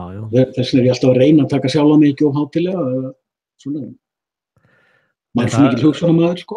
Ég að reyna að leggja hugsunina til hliðar. Sko, ef að menn vilja vera með flugeldasýningar í forsetaembættinu þá kjósaði mig, sko. Það verður þvílíkt partí, sko.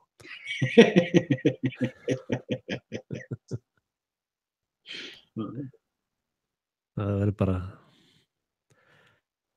já. Nei, það nefnilega sko eins og með greiðsluverkfallið þá þetta annað tilboð sem að mun breyta Ísland á einni nóttu, sko. En alltaf ég fæ aldrei meira en 3,3%, þú veist það. Já, ég veit það.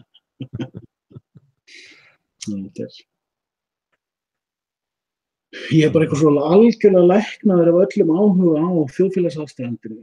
Mér gaman að tjá mig hluti, ég fattar hluti, aðalega bara, þú veist, vá, ég var að fatta þetta. Þetta eins og Harmagrednar spurðu mig bara, ertu ekki þreytur að þið verður alltaf að pæla í þessu samsæringa, rugli og eitthvað, alltaf að tala. Já, ég man eftir því, þú svaraðir þeim algjörlega alveg snilldarlega. Það var snilldar svar. Já, ég sagði bara, myndu þið ekki þreytur að þið alltaf með sama útvarpsþáttinn aftur og aftur. Já. Það eitt af þínu forte, hvað þú átt létt með að svara fyrir þig þegar þú fær svona stungur, sko. Þetta náttúrulega alveg frábært sjó, sko. Já, sem skemmtiatrið, þetta algjör snill. Já, þetta eitthvað annað? Var þetta spurningum að vera eitthvað annað? Nei, ég er nefnilega svo grætt. Ég hélt nefnilega að þú væri conspiracy theorist. Ég það náttúrulega. Ég samsæringurinn. Bókvæntalegum jólin. Axel, samsæringurinn. Ég búin að sætta mig við það að Axel flókið fyrirbæri, sko. Já, það? Eftir þá ekki bara eitthvað að lesa vitlaust í línunar? Það stendur öllum rásunum mínum entertainment, sko. Nei, ég hættur að reyna að skilja. Já. Kona númer 2 mun skilja þig þegar þú finnur hana. Já. Þegar þú sér ljósið að vel giftur maður og 2 eiginkonur. Ég held að sá þýsis muni degja í píkulikt, sko. Það að passa á því að heimilið verði með upphituðum bílskúr, þannig að það verði ekki kalt.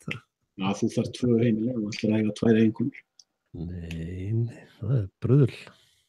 Já, þú þénar meira. Þú þénar alltaf í hlutfalli við hversu vel giftur þú ert. Já. Það lögmál. Þess vegna feminisminn svona mikil árás, sko, að hún að koma í veg fyrir það að karlmenn geti þjánað, en það eiginlega engir karlmenn eftir, það bara orðið eitthvað svona metrosex hjörð sem að gaggar eftir fyrirsögnum, sko. Já, Ísland það engir karlmenn til lengur. Ísland voða lítið land, sko, ég menna, það billjónir af konu sem að vilja alveg karlmenn og hjónaband, sko. Já, ég veit það. En það svona spurning akkur á maður að vera að flækja hlutina, sko. Allavega fyrir mig, þá virkar þetta hjónaband bara mjög vel, sko. Já, ég er nú að reyna að fá fólk til að skilja á hverju ég er að útskýra þetta, hvað ég er að útskýra, hvað ég er að fara ofan í. Ég er ekki að biðja fólk að vera sammála. Nei. Ég er að vinna með ákveðin thesis, sem er ekki orðin hypothesis, sem er ennþá bara tilgáta, en ekki orðin kenning. Og ég er ekki sáttur við þá röksemdafærslu sem að ég hef sett inn í. Ég gerði 2 audiológa þar sem ég kóðaði þetta inn í miðjan logginn, sko. Ég var ekki sáttur við hvernig ég rökstuddi þetta. Ég ætti að rökstuddi þetta betur. En sko, eitt af því sem ég geri bara í því að göslast í gegnum heimspeki er að þú getur ekki verið komin með þína eigin hugsun og verið vissum og sért með þína eigin hugsun nema og sért búin að stróka hana út. Og ein af þeim leiðum sem ég nota er að taka heimsmynd eða skoðun til lífsins sem að mér þykir vera eðlileg. Bara eins og allt annað fólk, þá finnst mér bara eðlilegt að samband karls og konu sé einkvæni. Og svo fór ég bara fer reglulega í gegnum ýmsa hluti og svo byrju, af hverju þetta rétt skoðun? Og ég ákvað að ráðast á hana. Ég man eftir því þegar ég var í krossinum á meðan að Gunnar var mikið í fjölmiðlum að rífast við homana eða samkynhneigða fólkið sko. Hann var að rífast við epalhomana, það má við segja það. Já, ok. Það má ekki segja hommi, það má bara segja epalhoma. Já. Þetta orð í styrt af epal, húsgagn á Vesturlandi. Þá var ég einhvern veginn að rökræða við Gunnar Þorsteinsson og hann var eitthvað að segja, já, þetta bara alveg ómögulegt í biblíunni, sko, það bara stendur og það, veist, maður með manni og kona með konu er bara viðbjóður og allt þetta. Ég sagði, menn, af hverju ertu þá ekki að berjast fyrir fjölkvæði? Ég meina, það stendur í biblíunni að það sé alveg frábært, sko. Já, það er þetta réttu, það er biblíulegt fordæmi fyrir því.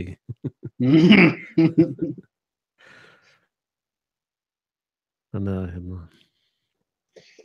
Eins og ég sé hlutina, sko, hvað er manneskja? Er ekki manneskja, sko, hvar er, og ég talaði með ykkur í hljóðbók sem ég bjóð til. Ég man ekki hvort það var, ég man bara ekki hvar það var. Þú veist, hvar, ég held að vera í ferli sá hvað vilja. Eða ég bara man það ekki, það var eitthvað stæðar sem ég var að vinna með, sko, við höldum að ákveðnir hlutir séu bara heila á sannleikur. Í skoðunum viðhorfum og öðru. Og síðan vaknar svona aktivismi í okkur og við förum að mótmæla climate change til dæmis áróðurunum eða við förum að mótmæla 9/11 áróðurunum eða við förum að mótmæla innrásin í Írak eða við förum að mótmæla seðlabönkunum eða við förum að mótmæla helförinni eða einhverju. En síðan er eitthvað svona rautt strik hugmyndir sem við megum ekki mótmæla. Og ég segi, ok, það eru til nokkri hlutir sem að ég vil ekki mótmæla og til þess að vera góður við dýrin mín. Það er ein af mínum gildum, sko. Á maður ekki að éta dýrin sín? Já, ég átti nú með gæludýrin, sko, hundana og hestana og svona. Af hverju étur þá ekki? Ég meina, hvaða rauðulínur eru það? Já, ég er bara ekki komin svona langt. Bara éta allt rastlið, sko. Já, ég er bara ekki komin svona langt, en af hverju ekki þá að éta nágrannaðinn? Það sem ég ætlaði að fara að segja næst, þú ert fann að lesa hugsanir mínar. Spooky stuff.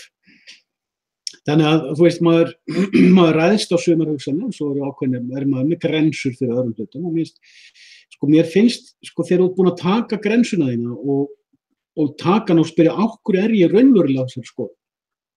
Þú mátt komast að þeirri niðurstöðu af því að mér finnst hún rétt. Þú mátt komast að þessari niðurstöðu. Hérna er lögmaður, hvað heitir hann hjá okkur í þjóðveldinu? Lögmaður? Nei. Lögsögumaður. Lögsögumaður. Hann er að tjá sig hérna hjá okkur. Alþingi setur lög og það sem aðrir forsetar hafa skrifað upp á stendur. Nema að þú getur sýnt fram á það hefur gert ólöglega. Það má ég vil meina að reglugerðir standast ekki. Það er ekki til lög hvernig reglugerðir skulu vera eða hvernig þér skulu vera byrjaðu þar. En sko ef ég er forseti, þá bara ger ég það sem ég sýnist, sko. Ég bara segi þessi lög er ekkert lengur í gildi. Því það ef eitthvað fer að dæma eftir þeim lögum, þá bara sýkna ég þá samstundið sem að vera dæmdir fyrir það, sko.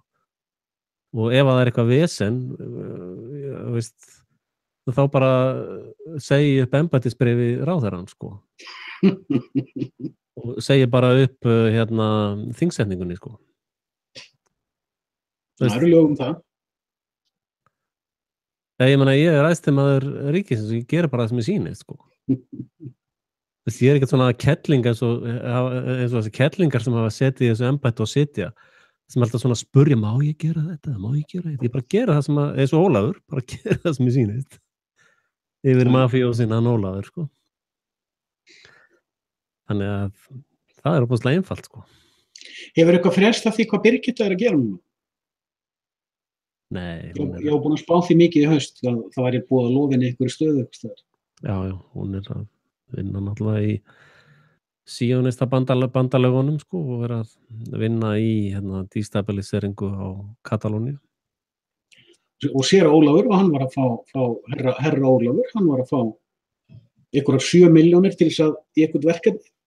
Já. Sú upphæð bara táknræn fyrir eitthvað en það, ég veit ekkert hvað hann að gera eða frúin hans. Nei, þetta náttúrulega. Ég meina og allir elska Guðna Teresu eftir að því hann gaf 4 milljónir til góðgerðarmála. Það líka táknræn tala. Já, en það eitt sem að þessi frímúrarar alltaf að segja sko, þeir að segja að þeir séu með kristileg gildi. Það nefnilega lygi. Þeir ekki með neinn kristileg gildi. Þeir eru með þetta er sko satanista félag Egyptalands kenningagrunnurinn undir þessu sko. Babylon. Þessu eru við 100% saman. En þeir alltaf að segja sko, þetta er svona félag með kristileg gildi sko. En það náttúrulega bara þessu trúa nýtsömu fávitanir sko. Já, en það líka gott að skýra hvað nýtsömu fávitin sko. Alifuglinn eða skrillinn, það ekki hinn nýtsömu fáviti. Það eru þeir sem að teima skrílinn áfram með fyrirsögnum og áróðri og þvættingi, það eru nýtsömu fávitar. Fávitar sem að teima skrílinn og trúa sjálfir vitleysunni í sjálfum sér. Já, náttúrulega neðri frá 0 til 10, jafnvel upp í 20 í þessum söfnuðum náttúrulega heimskingjar sko. Það flæði bara gólum hjörðin inn og út sko. Ég hugsa að sé ekki finna út komin upp í 30 að fara að vita eitthvað að vera eitthvað sko. Já. Upp að því ertu bara nýtsamt heimilistýr sko. Og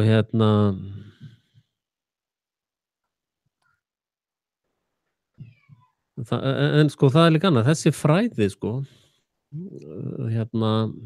það getur raun hver sem tekið þetta upp sko.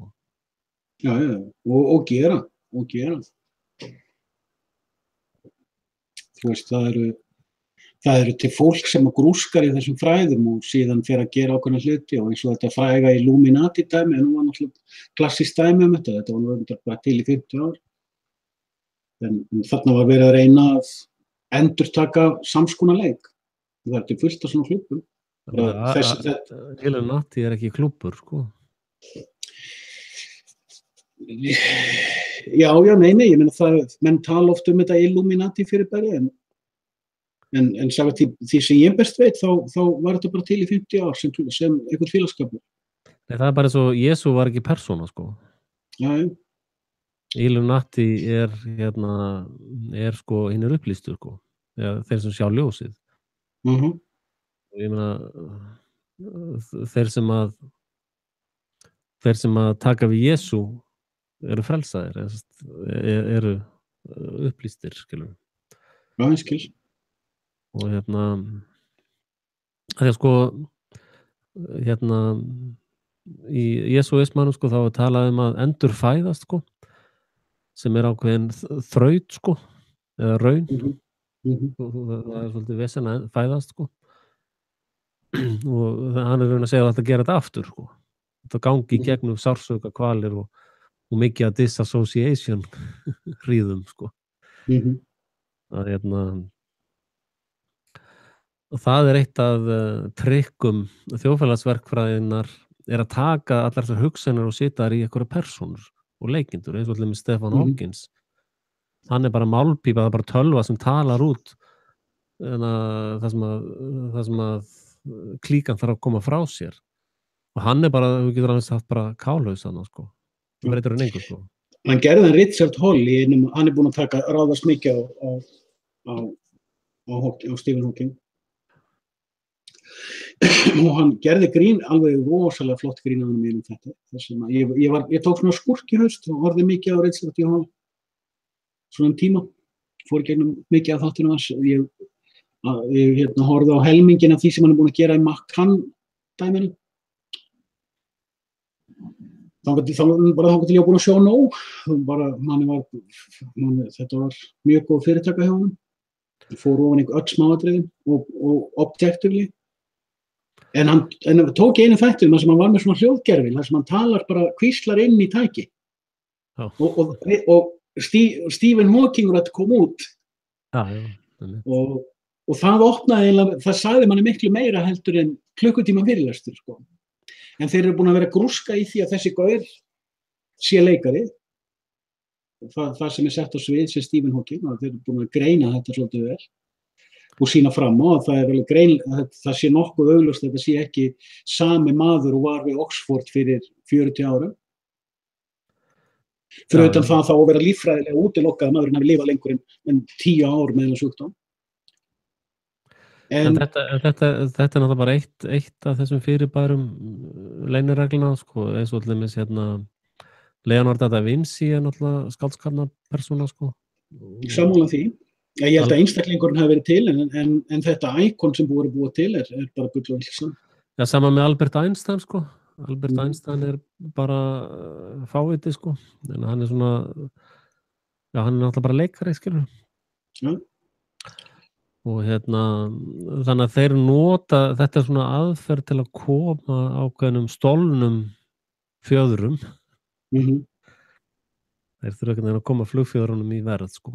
Og ég er alveg sammálaður með, sko, þetta módel, algjörlega spottum sammálaður, að þú tekur ákveðna hluti, nýtir þá við persónu og notar sem persónuna til þess að koma áróðurinnum til skila. Já, þetta er hluti af mystíkinni, sko, eða sérst, hvernig þeir tjá sig, sko. En litlu flugfjadralausu fávitarnir skilja ekkert hvað er í gangi, sko. Já, þetta er alveg spotton í það, algjörlega. Og það er svo gaman einmitt að, sko, samræðu þráðina sem maður hefur sagt eitthvað og maður fær síðan svart tilbaka, já, en þessi vísindamaður, hann segir nú annað. Já, einmitt. Og maður hefur sagt, já, ok. Er ekki bara allt gott að frétta annars? Já. Hvernig er kornið núna? Er það blautt? Ertu ekki alltaf í boltanum, greið minn? Já. Þú ert bara eitthvað klikkaður. Já, ég er það. Já, það er hrós að vera álítinn geðveikur í þessum hópi. Algjörlega. Það er hámark hrósin, sko. Algjörlega. Nei, ég reyndar að vera að játa svona fyrir mitt persónulega líf, sko, að þessar opinberanir og þetta sem maður hefur verið að grúska hjálpa manni bara í lífinu, sko. Já, nákvæmlega, það er það sem ég er svona svolítið undirstinga með því sem var að tala um. Ég er allavega komin að þann stað í dag, maður er búin svona fara í gegnum ákveðna þú. Hvað segirðu? Slitnaði hana hjá þér? Þvottavélinni, ekki. Já. Ertu búin að vera að setja eitthvað á þvottavélinni? You dirty pig. Já, maður er svona þvottavélinni búin að vera að taka mér svolítið í gegnum þetta. Ég kann ekki að vera dirty að tala um þvottavél. Ég veit ekki. Það er bara svo reynd getur ekki verið skítut, sko. Ég skil sögur flækja. Það er ekki hægt, sko. Getur ekki sagt þetta, sko. Býttu bara, þá getur ég verið að gera vídeóum með nýjum sögavælum. Já, ég. Ég kom með 40 ára gamla saumavél sem virkar. Hún siksakkar ekki, en þvílíkt sem hún er búin að fá hún er langt komin að taka heimilið í gegn. Já, bara ekki siga saumavélina og þvottavélina. Það er orgía. En maður er semst komin á þennan stað að sko, það er gaman að greina, það er gaman að pæla, það er rætt að hjálpa mann að hugsa upphátt og þetta er eins og ég var að gera 2 vídeó í vikunni sem að ég kalla Thucydides trap, þar sem ég var svona aðeins að pæla upphátt hluti sem ég var að pæla út af því ég var að horfa á einhverju vídeó í amerísku þingtöngum og niðurstaðan mín þegar ég var búin að rætta ég veit eiginlega ekkert hvað ég er að tala um þetta. Það er einmitt kannski þess að ég er að gera þetta vegna þess að ég hlusta á þessi 2 vídeó og núna næstu dögum, bæði í einu og þá kannski næja að fókusa á hvað er þarna undir öllum þessum hugsunum og pælingum og svo fattar eitthvað og svo hugsaðu, hvernig ætla ég að nota þessi ég er búin að fatta þetta? Hvernig ætla ég að nota það? og þú ert löngu, eins og vorum að tala með alifuglabúið, sko, maður löngu hættur að pæla í, og ef má gefa Hafnarvini mínum annað kredit, sko, hann orðar þetta mjög vel, hann segir, ég tala ekki við líðin, ég tala til líðsins. Já, ég var aðeins að fara að pissa, þú heldur sjóinu gangandi á meðan. Já, hvernig á ég verð feimin? Settu þvottavélina í gang. Ég kann bara ranta sko, standandi við eldhúsborðið, sko.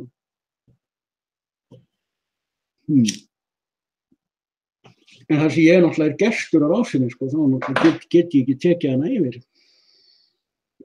Fólk að koma hér til að horfa á Axel tala við Guðjón, en ekki koma til að hlusta Guðjón tala við Axel.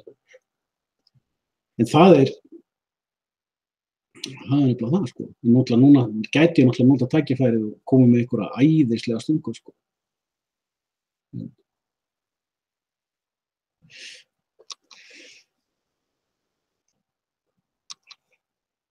En þetta er nú það sem að mér finnst alltaf að vera skemmtilegast við þessar pælingar allar.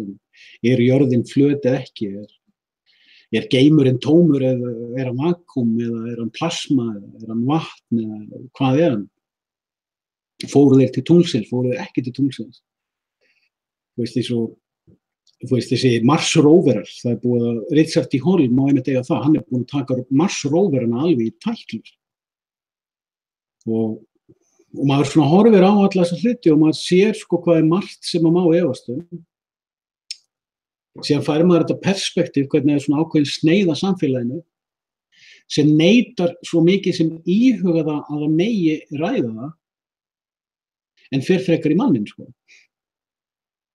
Og það svona, þá fær maður átt að sjá því að það er eitthvað sjónarspil í gangi, sko, sem maður veit svo sem ekkert endilega hausnins borða á, sko. Það er Axel komin aftur.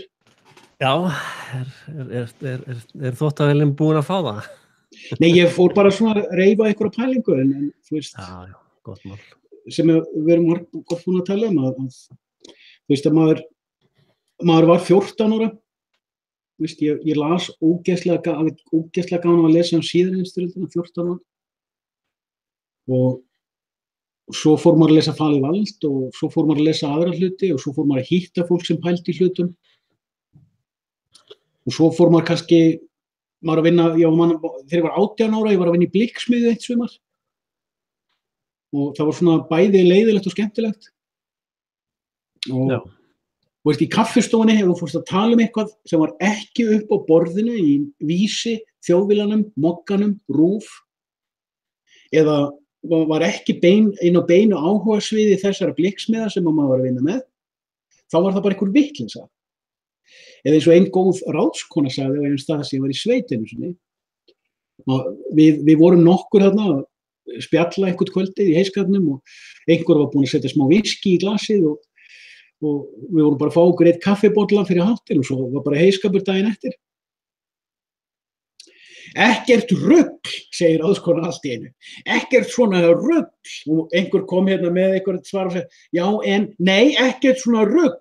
Þetta er bara helvítins rugl. Maður geta ruglað meira það. Já.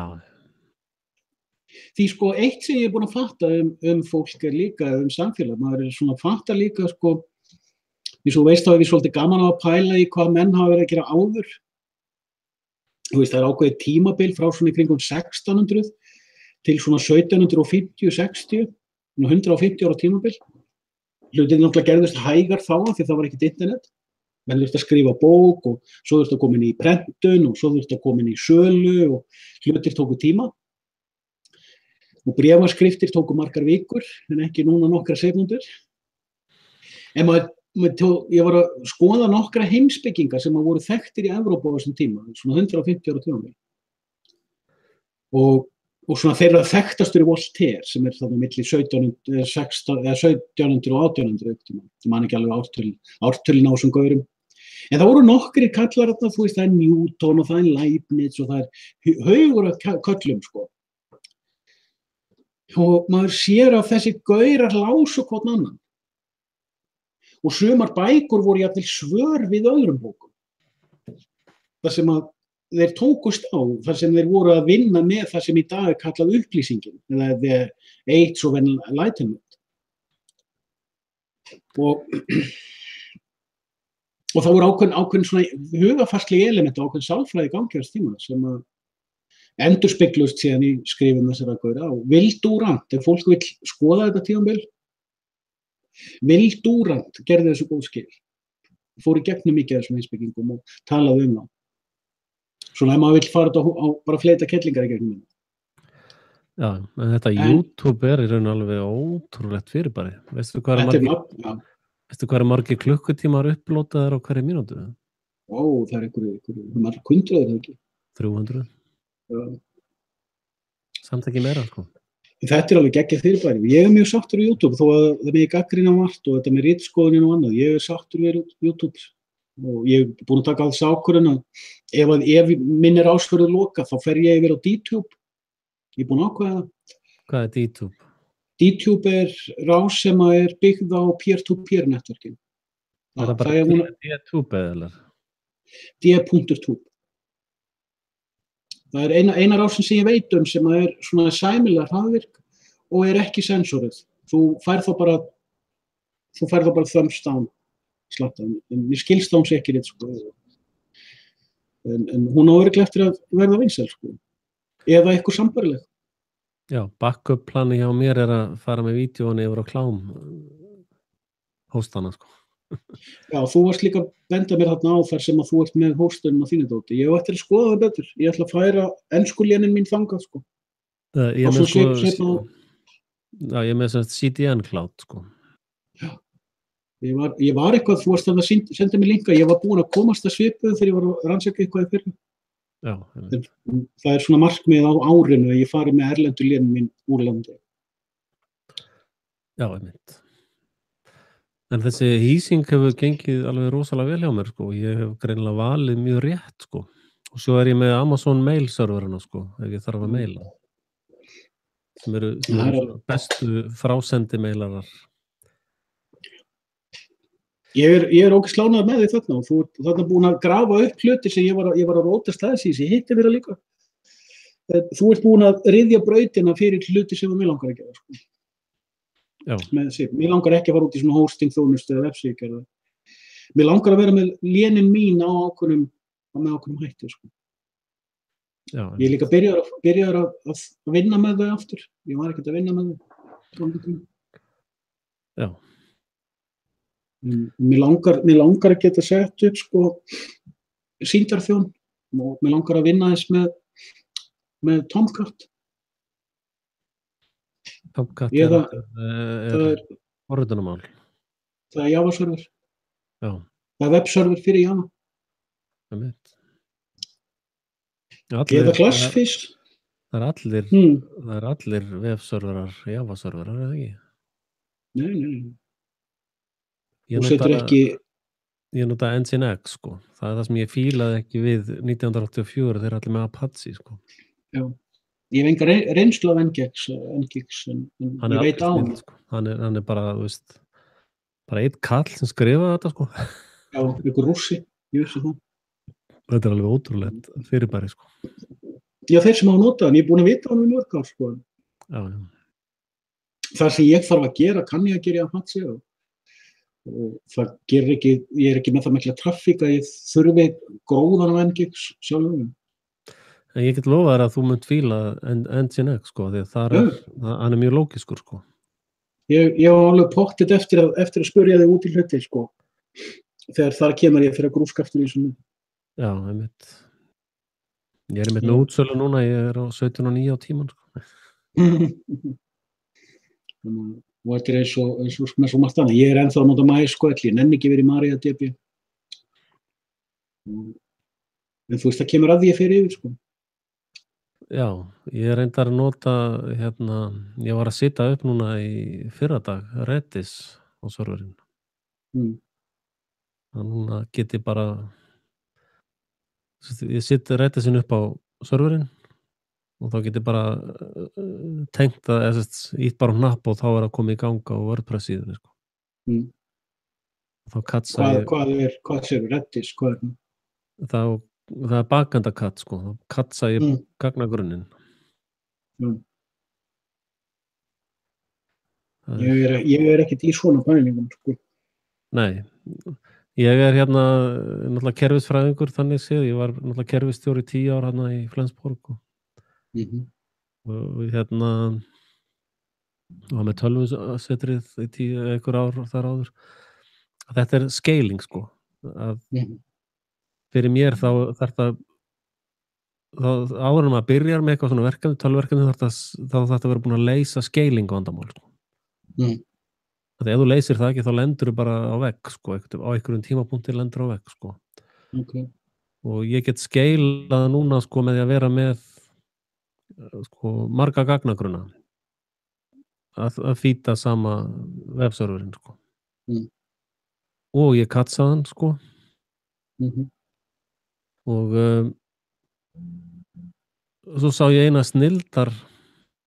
Já, og síðan get ég verið með, sko, fleiri en eitt server og load balancerað vefserverinu. Þannig ég get skeilað í allar áttir, sko. Það ekkert limit á því. Og ég þurfi þess ekkert núna. En ég held að fyrir þig ekki snildin að vera bara með multiserver. Ég bara veit það ekki. Ég búin að vera í, sko, nú segja, síðan veturinn 13-14 ég búin að vera nánast í algjörri pásu með allt sem heitir tölvur og tækni og forritum. Ég eins og búin að vera aðeins að síðan í svona sumar að koma mér í gang. Ég setti mér bara verkefni í vor, bara það sem ég að gera eitthvað í þessu á hverjum degi, svona frá 10 mínútum upp í 3 korter. Og bara svona smátt og smátt að komast í gang. Ég er búin að vera að skipta til dæmis, hreinsa til og taka í gegn, sko, gagnagrunnspælingar í sumum af vefjunum mínum. Já. Og hreinsa til, og svo kom þetta krassat daginn í 84. Já, mitt. Og það svolítið áhugavert, sko, að þeir vilja ekki lengur svara því hvort það komin skýrsla hversu þetta krassa átti sér stað. En fram að áramótum þá svöruðu þeir alltaf bara innan sólarhrings, sko. Þannig að það svolítið spooky. Já, mitt. En það bara þeirra mál, fyrst. Já, mitt. En það eru komnir líka núna, sko, það eru komnir mjög flottir, sko, eins og Amazon með hennar Lambda, sko, að þú getur hent hvaða kód á hann sem og hann kompilar það, sko. Og sama með Docker. Dockerinn líka, þú getur hent hvaða kód á hann sem og hann kompilar það, sko. Og Dockerinn mikið notaður það sem að menn með gömul DOS-kerfi í gagnagrunnum, sko. Dockerinn talar alveg við það.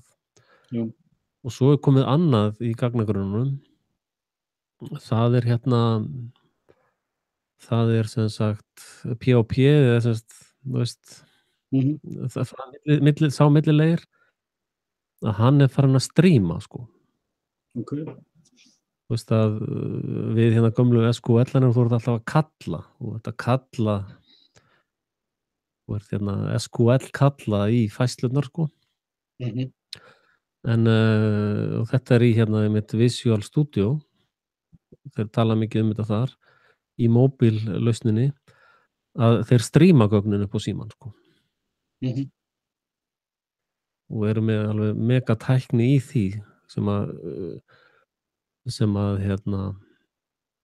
tekur, sko, mínútu gagnalestur í flugfélagi niður í 5 sekúndur, sko. Það alveg ótrúlegur munur, sko. Þannig að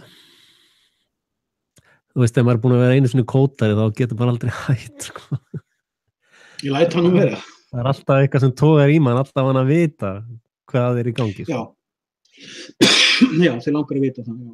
Ég tek undir það.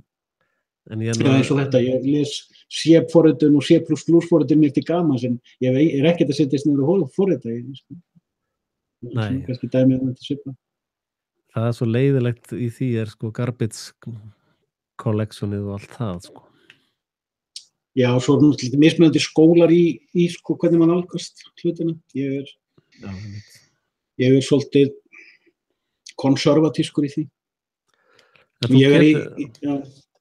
segirðu? Nei, ég bara svona, þú veist, það eitt sem búið að sitja í mér, sko, ég hafði ógeðslega gaman að Java-forritun lengi. Ógeðslega gaman að henni og ég var alveg þokkalega fær í henni. En síðan gerist eitt í Java-forritun sem er að vera svolítið svona klassískt fyrir svolítið margt sem gerist í þessum bransa.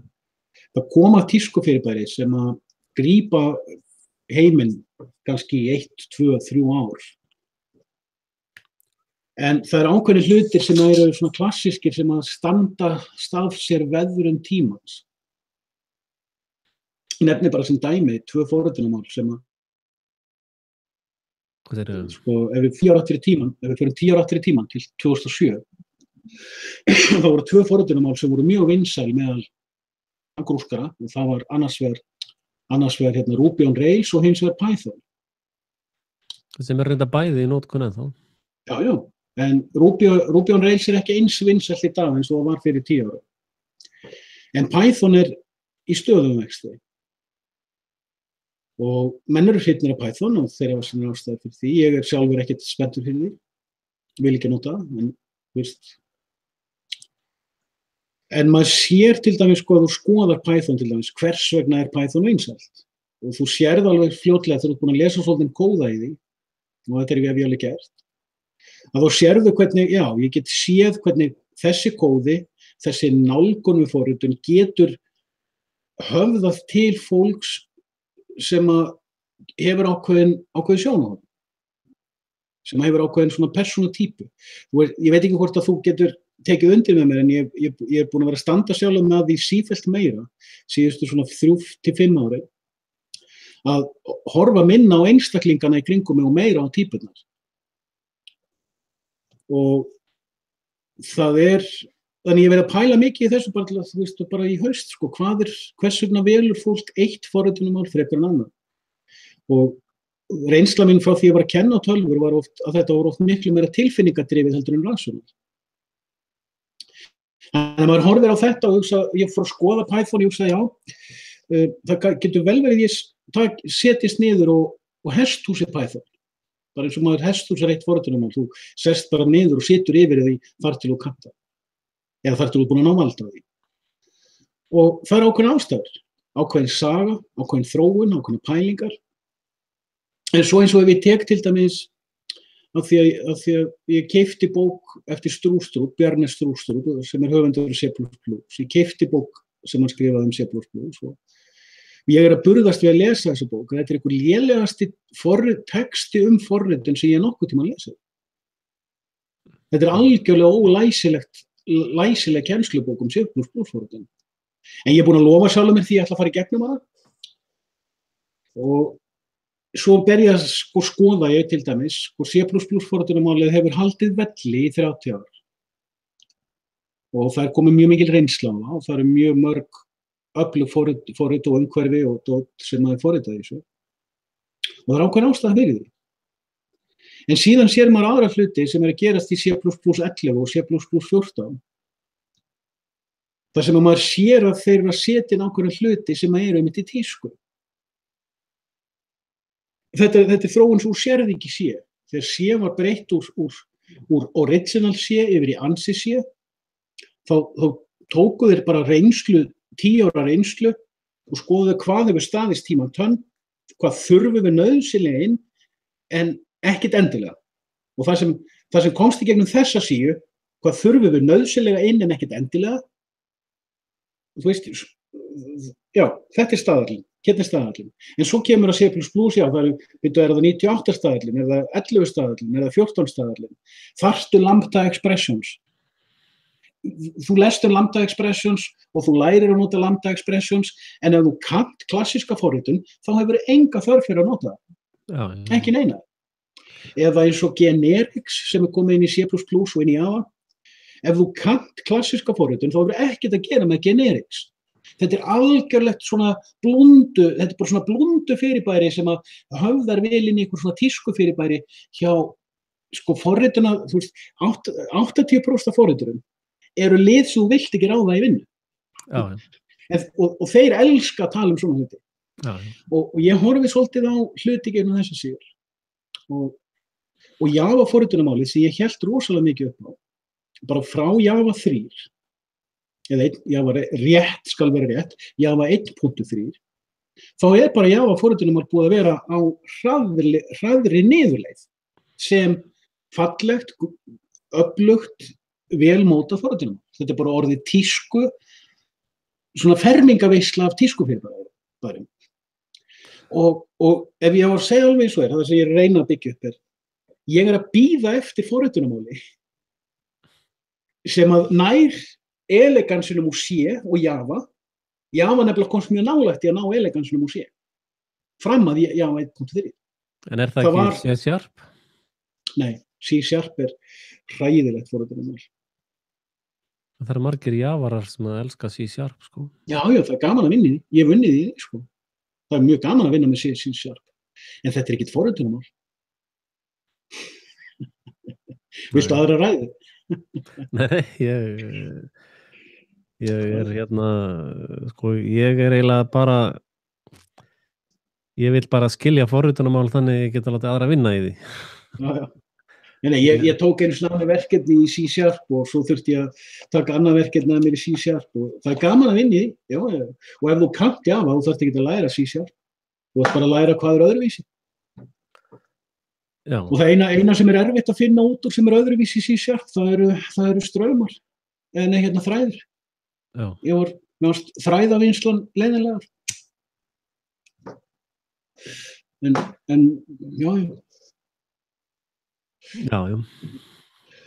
Nei, það að koma upp núna töluvert meiri þörf fyrir þessa mobile app forritanavinnu, sko. Já, ég veit. Og margar lausnir í boði fyrir það, sko. Já. Og það engin vafi í dag. Ef þú ætlar að gera mobile app þá þarftu að kunna C-Objects eða Coco og já, þá getur þú gert mobile apps. En reyndar ég verið að skoða núna þetta frá Microsoft. Já. Þeir kalla Sintel eða... Ég þekki það ekki. En ég veit að þetta bara, ef þú ætlar að forrita fyrir Windows símana, þá þarftu Visual Studio og læra hvaða tækni eru að nota. Og mín reynsla af Visual Studio og þessari Microsoft umhverfi, hún mjög góð, sko. Þeir hugsa alveg vel sína.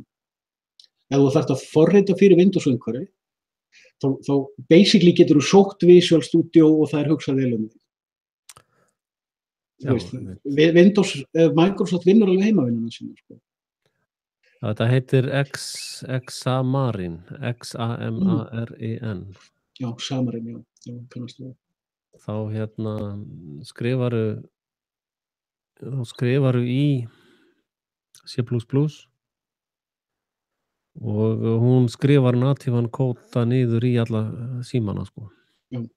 Það sem að ég hugsa mikið þegar ég að horfa á þessa hluti hvað hefur staðist tímans, hvaða forrit varst að nota fyrir 5 árum, hvaða forrit varst að nota fyrir 10 árum og hvaða forrit varst að nota fyrir 15 árum, hvaða forrit varst að nota fyrir 20 árum og hvað eiga þessi forrit sameiginlega.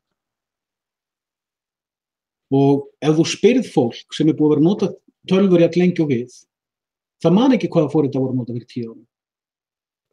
Ég var að nota Omnis 7.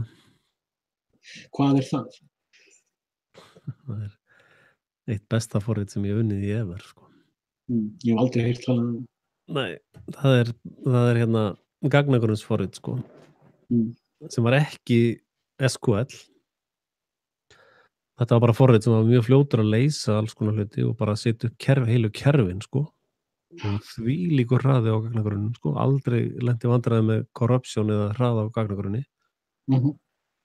Og svo fór Omnis yfir í SQL, sko. Og þá fór allt ekki, það bara hætti allt að virka, sko. Akkurat svona tískubylgja, sko. En þannig að Omnisin dó eiginlega bara sem fyrirtæki og laust, sko. Einn kunningi minn ennþá að keyra Omnis-kerfi, sko, frá því þessum tíma, sko.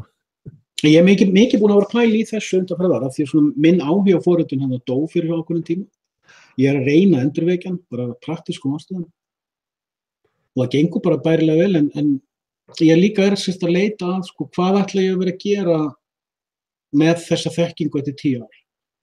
Og þá maður að horfa á, sko, hvað stenst. Hvað bara ég að nota heimspekina og nota hana á þetta líka, eins og við vorum að tala áðan.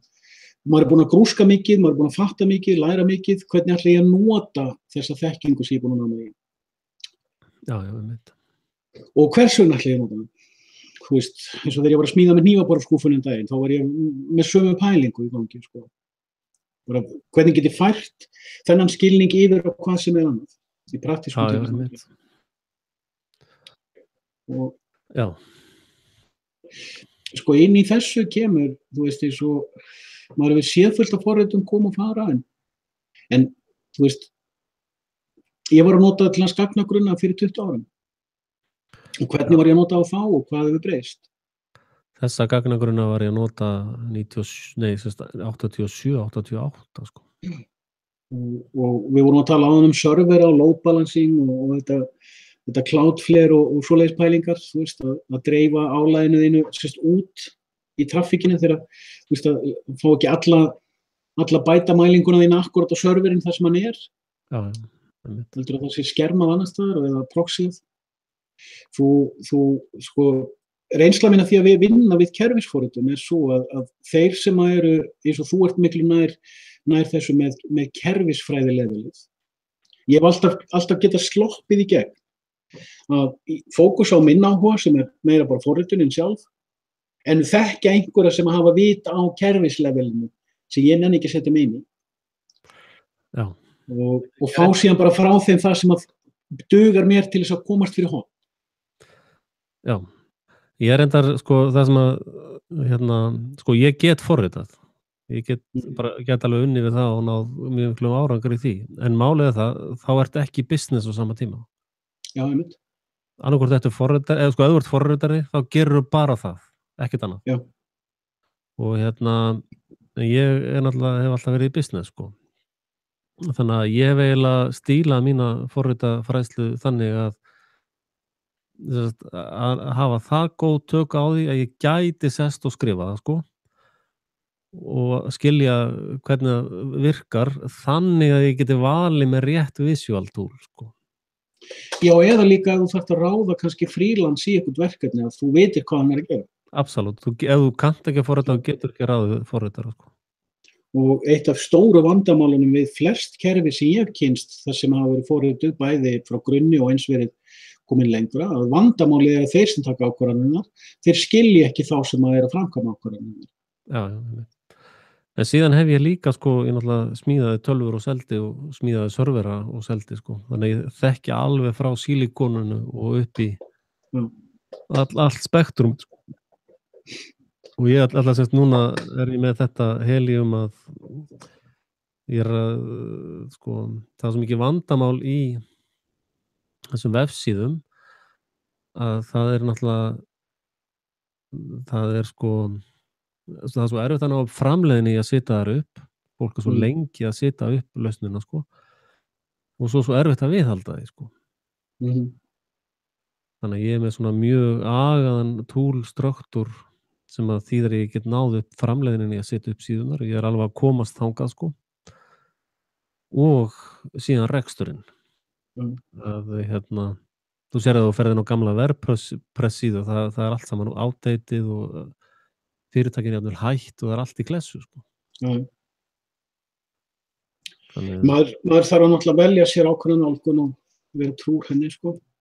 Já. Svo eru sko fleiri 100.000 aðilar á svona freelance sætum sem að leita verkefnum sko. Já. Og þar að veru 350.000 bara einni bjúrói sem eru grafískur hönnir. Já. Mikið frambúð af þeim sko. Það sem ég var alltaf líka að segja varandi þetta með serverina að sko reynslan mín af því að vinna með mönnum sem hafa vita á kerfislegirinu og hafa áhuga á því. Það er nákvæmlega sama element þar eins og ég var að tala með forriturinn að það ákveðnir hlutir sem eru búin að vera í gangi síðan 1969. Já. Og í gegnum árin þessi tæp 40 ár þá búið að vera margt að koma inn í tískubylgjunni og detta út aftur. Já. En eins og til þess að ég ætlaði að fara að setjast einhvers staðar við desktop og fara að setja upp vefsíður inn á kerfisleirinu, þá kann ég það. Og það er ekkert breyst frá því ég hætti að forrita. Í grunninn, sko. Og eins og þú varst að tala NGX, þannig að þú varst búin að segja mér fyrir haust að þú er að nota NGX. Þú sagði, já, það verður gaman í daginn að setjast niður og finna út það sem ég þarf að vita í NGX sem ég kann í Apache. Sem er mjög lítið, sko. Ég kann ekkert mikið í Apache, sko. Það heitir Nginx, VLX, Nginx. En hérna, já. En hérna, svo er vandamál, það vill enginn borga fyrir vefsíðu, sko. Þetta allt sem að bara vera frýtt einhvern veginn. Já, það er svolítið mikið það við það. Já. Svolítið mikið það. Þannig ég sitt lágmarksgjaldið 200 skall, sko, þannig að þá er maður laus við þá sem eru með, það er grillur í höfðuna, þetta sé eitthvað 1000 kall dæmi, sko. Já, þetta er laus við ákveðið múður, sko. Já, einmitt. Yes. En hérna... En ég er mjög spennandi hlutur að gerast í tölvuheiminum þannig sér, sko, þegar maður horfir á það, þú veist. Já, það er náttúrulega, sko, vefsíðu reikningurinn hjá fyrirtæki er orðin bara eins og rafmagnsreikningurinn, sko. Já. Að hérna, þú bara kemst ekkert upp með að sleppa rafmagninni í rekstrinum, sko. Sko, eitt af því sem ég sé í þessum heimi er þess sem ég horfi yfir og þegar ég ber saman bæði mína reynslu og því sem ég sé hvað er í gangi og svo hvernig minn hugsa er að það er ákveðin vandamál í gangi hjá fyrirtækjum, sko, ég nefnir kannski sem dæmi, ég ætla ekki að nefna neinn nöfn, en eitt dæmi sem ég veit þar voru þeir búin að vera með 3 fókdýraforritara í vinnu í 2, 3, 4 og 5 ár. Já, í sjófa. Hvað segirðu? Í sjófa. Nei, en þetta var bara fyrirtæki sem voru að þróa ákveðin hugbúnað til að styðja við ákveðin hluti sem þeir voru að framleiða og selja. Já. Og þessi hlutir sem þeir voru að framleiða og selja þurfti ákveðin hugbúnað og hann var bara þróaður innan þeirra. Þar var einmitt svona klassískt vandamál sem má segja að gangi á 99 eða 19 af hverjum 20 fyrirtækjum. Framkvæmdastjórinn tók ákvarðanir hvað forritið ætti að gera, eða hugbúnaðurinn ætti að gera. Þeir sem að framkvæmdu síðan þessar ákvarðanir gerðu það eins og þeir töldu best. Það var hvergi til nein skjölin það sem þeir voru unnu, það var ekki til nein hönnunarvinna hvernig ætti að vinna það var ekki til nein kröfugerð það hvað, þetta var allt gert munnlega. Síðan kemur í ljós eftir hvað 4 ára þróun, þá kemur í ljós að forritið, það var orðin of dýr bæði þróunarvinna og viðhaldsvinna. En þá kemur í ljós að einn af þessum forriturum hafði í sínum eigin frítíma í rólegheitunum heima. Hann var löngu búinn að sjá það að forritið sem þeir voru að vinna með gengi ekki upp. En hann var bara svona í rólegheitunum sem mjög klár stærðfræðingur, búinn að þróa útgáfu heima hjá sér sem gengi upp. Og sú útgáfa er reyndar snilldar útfærsla að því gefnu að þú hugsar eins og hann. Já. Og til þess að hugsa eins og hann, þá þarftu að vera með ákveðið mindset og ákveðna þekkingu og ákveðnar, en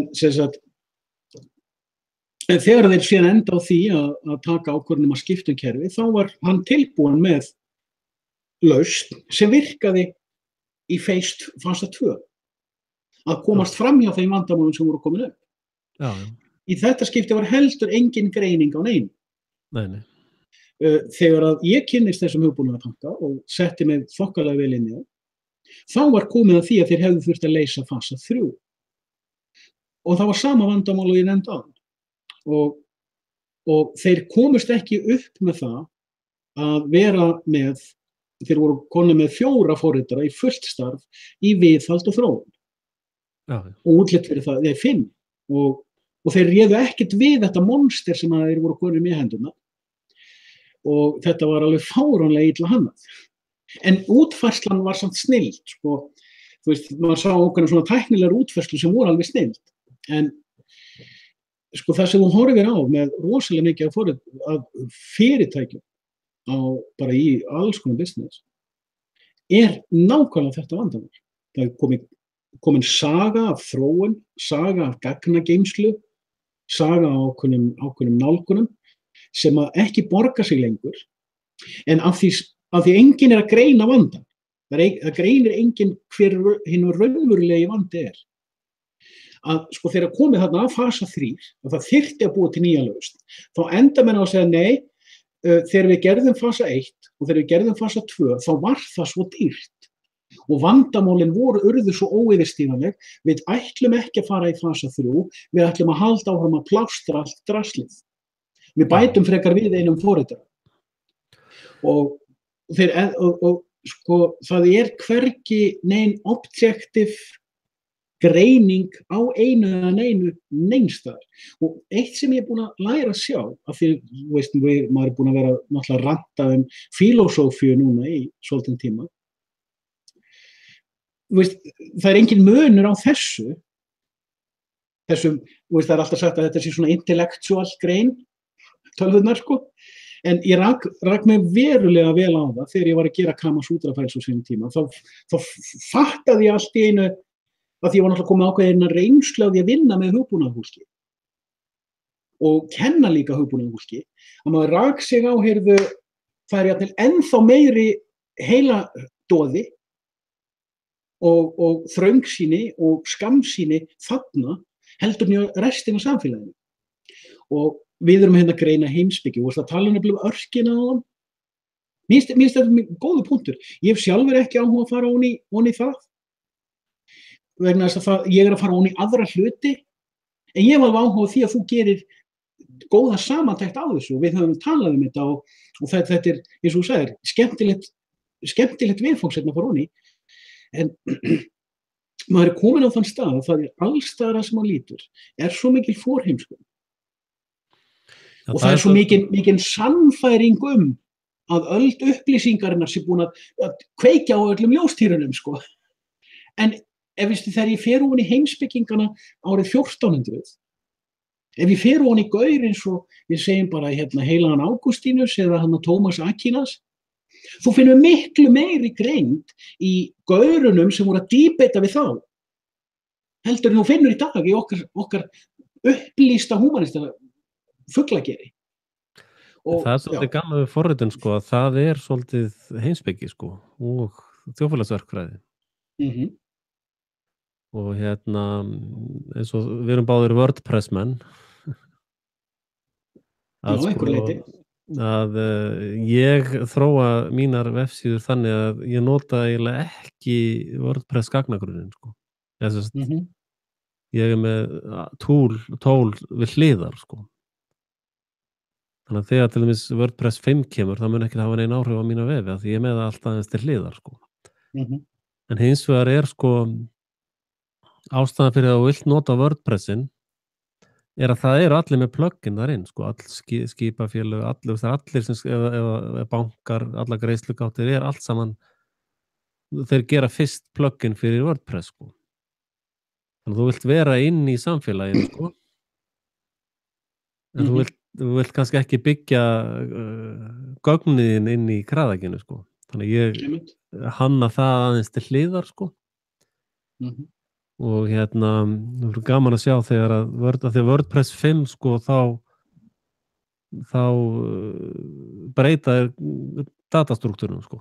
Sem þýðir að þeir búin að gefa það út? Já, það ljóst að það mun gerast og það spurning hvað á að ganga langt sko. Sumir segja að ég bara gera það þannig að sko það verði sem sagt WordPress fyrir 5 og WordPress eftir 5 sko. Sem þýðir að sko eftir 5 ekki sama eftir við gömlu gagnagrunna. Það svo mikið rusl í þessum grunni sko. Já. Mikið fúsk og vitleysa í honum sko. Og og ég held að það sé rétt sko. Að bara alveg taka til í 5-unni sko. En þeir voru að nota forritunarmál, React forritunarmáli frá Facebook sko, til þess að skrifa Gutenbergin og þeir voru komnir sko mjög langt með að skrifa kódan, þá fór einhver að lesa í copyright lögin sko, Facebook á í raun copyright á öllu draslinu sko. Já, ok. Þannig að þeir þurftu að henda hann út og skrifa alltaf búin nýtt sko. Þeir alltaf að segjast vera með allt open source. Já, þess vegna vilja þeir ekki vera með lúku Facebook inn í kódanni á sér sko. Þannig að þeir bara hentu all út og byrjuðu í nýjum, ég held að þeir að fara í Angular eða man ekki alveg hver þeir fóru úr reaktinu sko. Þannig að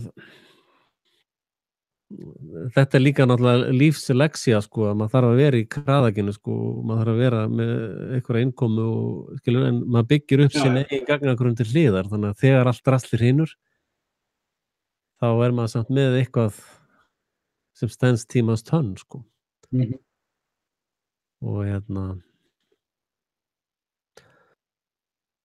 og sko ef það eru miklir hálfvitar í forritunarbransanum, þá bara Guð hjálpi mér fólki sem í pólitíska bransanum sko. Það bara þetta hámark heimskunar sem það í gangi. Ég meina, þeir eru með einhverju kistu með fullt af gögnum sem má ekki skoða í 100 ár. Þeir eru með dómsgögn núna í opinberu sakamáli sem að þeir bara neini, það má enginn skoða þetta sko. Hvað þetta ganga langt í ruglinu sko?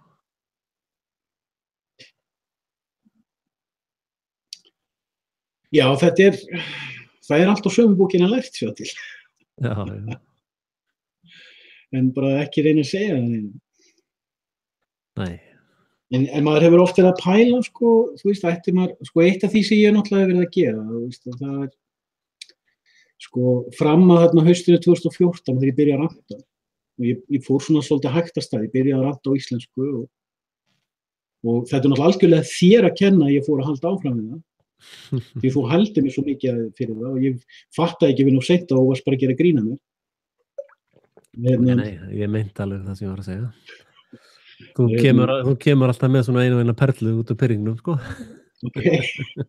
En ég áttaði mig á einu þegar ég var búin að vera að ranta í smá tíma, þarna á fyrstu íslensku vídeóin sem ég rantaði, og ég upplifði rosalega mikið frelsi við að gera þetta svona. Og svona ákveðna bara svona út úr skápnum sko. Og vera bara laus við allt sem heitir form. Og síðan fer ég sko, þegar ég tek þessa ákvörðun þarna voru 2015 að fara að ranta alveg á fullu á báðum tungumálum hérna. Það var eitt sem var búið að vera að bögga mig svolítinn tíma. Það var fullt af hlutum í hausnum á mér sem að mér langaði til að skrifa. Og það var komið langur list í hausinn á mér af hlutum sem ég langaði til að skrifa og þá taka fyrir faglega. En ég áttaði mig á því og komin í þá stöðu að þegar ég settist niður og skrifaði grein og gerði hana vel, á næstu 2-3 dögum þá bættust tvö atriði á listan í hausnum á mér. Svo þegar ég byrjaði að ranta þá byrjaði ég bara að moka þessu drasli út. Og þegar ég fatt að þú bara losar þig við þessar hluti sem að bögga þig, þú veist, svo sestu þetta niður og ert bara búin að tæma skjóðunum, sko. Og þá getur þú farið að fókusa einhverju nýju. En sko, það er eitt sem að ég tek þarna ákvörðun með þér, meðan ég að ranta, þá líka ég frjáls að því ég frjáls frá forminu, þá ég frjáls frá ákvörðum heilaflótti sem að heitir, hvað hefur fyrir þér í þessu? Þú ert frjáls frá því að þurfa að fara hún í heimildavinnu og benda á heimildavinnu og sanna þitt mál fyrir einhverjum hópistafuglum. Ertu að endurvinna skilgreininguna mín á heilögum anda? Já, meinar. Ég veit ekki. Tekur úr sambandi, sko, blogg, rant í raun sem sagt junior league í heilagsanda sportinu sko. En þú varst í raun bara að lýsa því sem ég sagði heilagan anda á sínum tíma. Já, ok, ég er ekkert að mót nema bara þú ert ennþá að nota orð sko. En það sem ég ætla að var að byggja upp var að þú kemur að þessum punkti þar sem þú fattar allt í einu að þú þarft ekkert að benda á neina heimild, þú þarft ekkert að sanna neitt fyrir neinum. Þú þarft ekkert að sannfæra heldur neitt með neitt. Og þú þarft heldur ekkert endilega að vinna einhverja svona authentic, svona flotta, faglega úttekt á einhverju. En síðan fer eitt sem fyrir að bögga mann, þegar maður svona, það grynkar í þessu trogi sem maður er að móka út úr. Þú veist, þegar ég stóð hérna í eldhúsinu mínu og lýsti því yfir að menningin var í Haughús, þá var ég náttúrulega líka að lýsa þessum bing í hausnum og sjálfum mér. Þú ert að moka út úr þín eigin haughúsi, því menningin búin að trúa það fullt af hlutum, þannig einn líka. Þannig að þú þarft að byrja á að moka út öllum þínum hugmyndum, líka einkvænis hugmyndinni. En þá kemur þessi hlutur sem eins og til þess með MeToo-kampænina. Ég búin að vera að vanta þú veist, ég búin að fara í nokkur af nöfnunum, sko, og greina byttu, þú veist, þegar ég stend í eldhúsinu mínu og segi, þú veist, nöfnin sem á bakvið þetta þessi hópur. Og hann með þetta í þessu markmiði. Þá ég ætla ekki að fara og eyða heilli helgi að ná upp í nöfnin, vísa í ferilskrárnar og sanna það fyrir neinum. Fólk getur bara ekki unnið sína heima sjálft. Ég búin að sanna þetta fyrir sjálfum mér. Ég sé þetta, en mér drullu saman hvort ykkur annar sér þetta. Og maður svona glímir við, á ég að halda áfram á þessari braut og vera að moka upp hlutum og sýna þá, og þá leið líka að fara að vinna það faglega, sko, þú átt að vinna það faglega. En það kemur ein freisting, að því vorum að tala með forritarana og stjórnmálamennina og fullt af fólki, og svo fólki sem tekst á við mann þegar það að deila einhverju með manni eða rífast við manni eða eitthvað. Það freistandi að fara onni í sálfræðina og rökstyðja hana með heimildum og tilvísunum og fletta upp skilgreiningum og sýna svart á hvítu. Þannig að, þú veist, svo til dæmis ég staðið 2 gaura af þessu varðandi þessa, þú veist, ég tala oft þessa vaxandi sturlun síðan í apríl 2014, að ég hef ekki haldið til haga góðum ábendingum til þess að benda á hvað ég á við, en ég hef tekið eftir í mörgum vídeórásum á YouTube undanfarna 6 mánuði að fólk farið að benda á marga punkta sem beinlínis styðja það sem ég búin að vera að segja í 3-4 ár. Og ég sagði að ég hefði kannski átt að fara í þetta efni faglega. En maður svona lendir í þessu, sko. Já, ég hef einmitt svolítið líka velt fyrir mér formi, sko. Að ég held bara að premium form nútímans rant, sko. Rantið náttúrulega vaxandi list og sífellt fleiri að nota það og margir að koma mjög gott efni. Já, ég held að þetta sé, sko, og fólk til dæmis svona þegar frelsitíu var að byrja, sko, þá voru svona miklar kvartanir ég var langorður og væri svona ekki, þú veist, það væri ekki nógu flott sett eða eitthvað svona pæl, sko. Og sko, hlustendur hins vegar bara unnu með því og segja bara, já, ég bara að ryksu eða taka til á mig að hlusta eða, þú veist, ég spila á 2,5 eða 1,5 eða 2,2, sko, þegar ég að hlusta eða hlusta þegar ég að leggja mig eða í bílnum eða eitthvað, sko. Þannig að, sko, rantið alveg komið inn í og nokkur hafa sagt, já, ef einhver verðurleikum með að sofa, þá setja ég alltaf frelsi TV á, sko. Jú. Nei, ég fengi einu skemmtir athugasemd að ég allan tvisvar fengi það athugasemd að það góða við rantið þetta að manni lífir eins og maður sé í kaffi í eldhúsinu hjá þér. Já, einmitt. Og ég segi að þetta var nú fallega athugasemd. Já, þannig að, sko, rantið hið nýja form, sko. Og við erum fyrstu Íslendingarnir sem að tökum þessa stefnu og temjum hana, sko. Og Ari Jósefs líka. Já, hann kannski ekki búin að temja það, en hann ásittir allt. Hann var á undan okkur báðum. Ég hef aldrei heyrt hann, sko. Já, þú eru bara að tekka á hann. Hann náttúrulega alltaf í línu heldur við, sko. Já, þú verður að vera á þessari línu, sko. Já, self-evidently. Nei, googlaði bara Ari Jósefs. Hann með fínt rant, sko. Þegar ég byrjaði með rantið mitt, og eins og þú veist, þá var ég á hugsa DMH. Ég var svo hrifinn af honum og hann náttúrulega búinn að vera allan í bili. Hann hlýtur að finna einhverja leið til að koma sér inn aftur. Byrju, hver það? DMH. Já, DMH, já, hann var bara lokað á hann, sko. Það búið að loka 2 á rásnum hans, en hann var með 5, sko, en ég finn ekki neitt nýlegt eftir hann. Nei. En það kemur bara aftur, en þegar ég byrjaði að ranta þá hugsaði ég að ég bara geri eins og Ari Jósefs og DMH. Þannig ég var mjög hrifinn af forminu hjá Ara, sko. Þó ég sé ekki hrifinn endilega því sem hann að tala þá það er bara þannig með randið, sko. Ég bara man ekki eftir honum. Hann er áhugaverður, sko. Já. En þetta sko, maður horfir oft á randar og oft frekar, maður horfir oft miklu meira á fólk sem maður sér að þeir eru ekki að reyna að selja þér eitthvað, þeir eru ekki að reyna að sannfæra þér eitthvað. Þeir eru bara tjásug sig, þetta er vaxandi, mun vaksa meir. Já, þetta er nútíminn, sko. En það eru ákveðin hlutir, sko, varðandi samtíman og samfélagsgagnrýni. Þetta eru aðferð sem vottarnir nota mjög vel.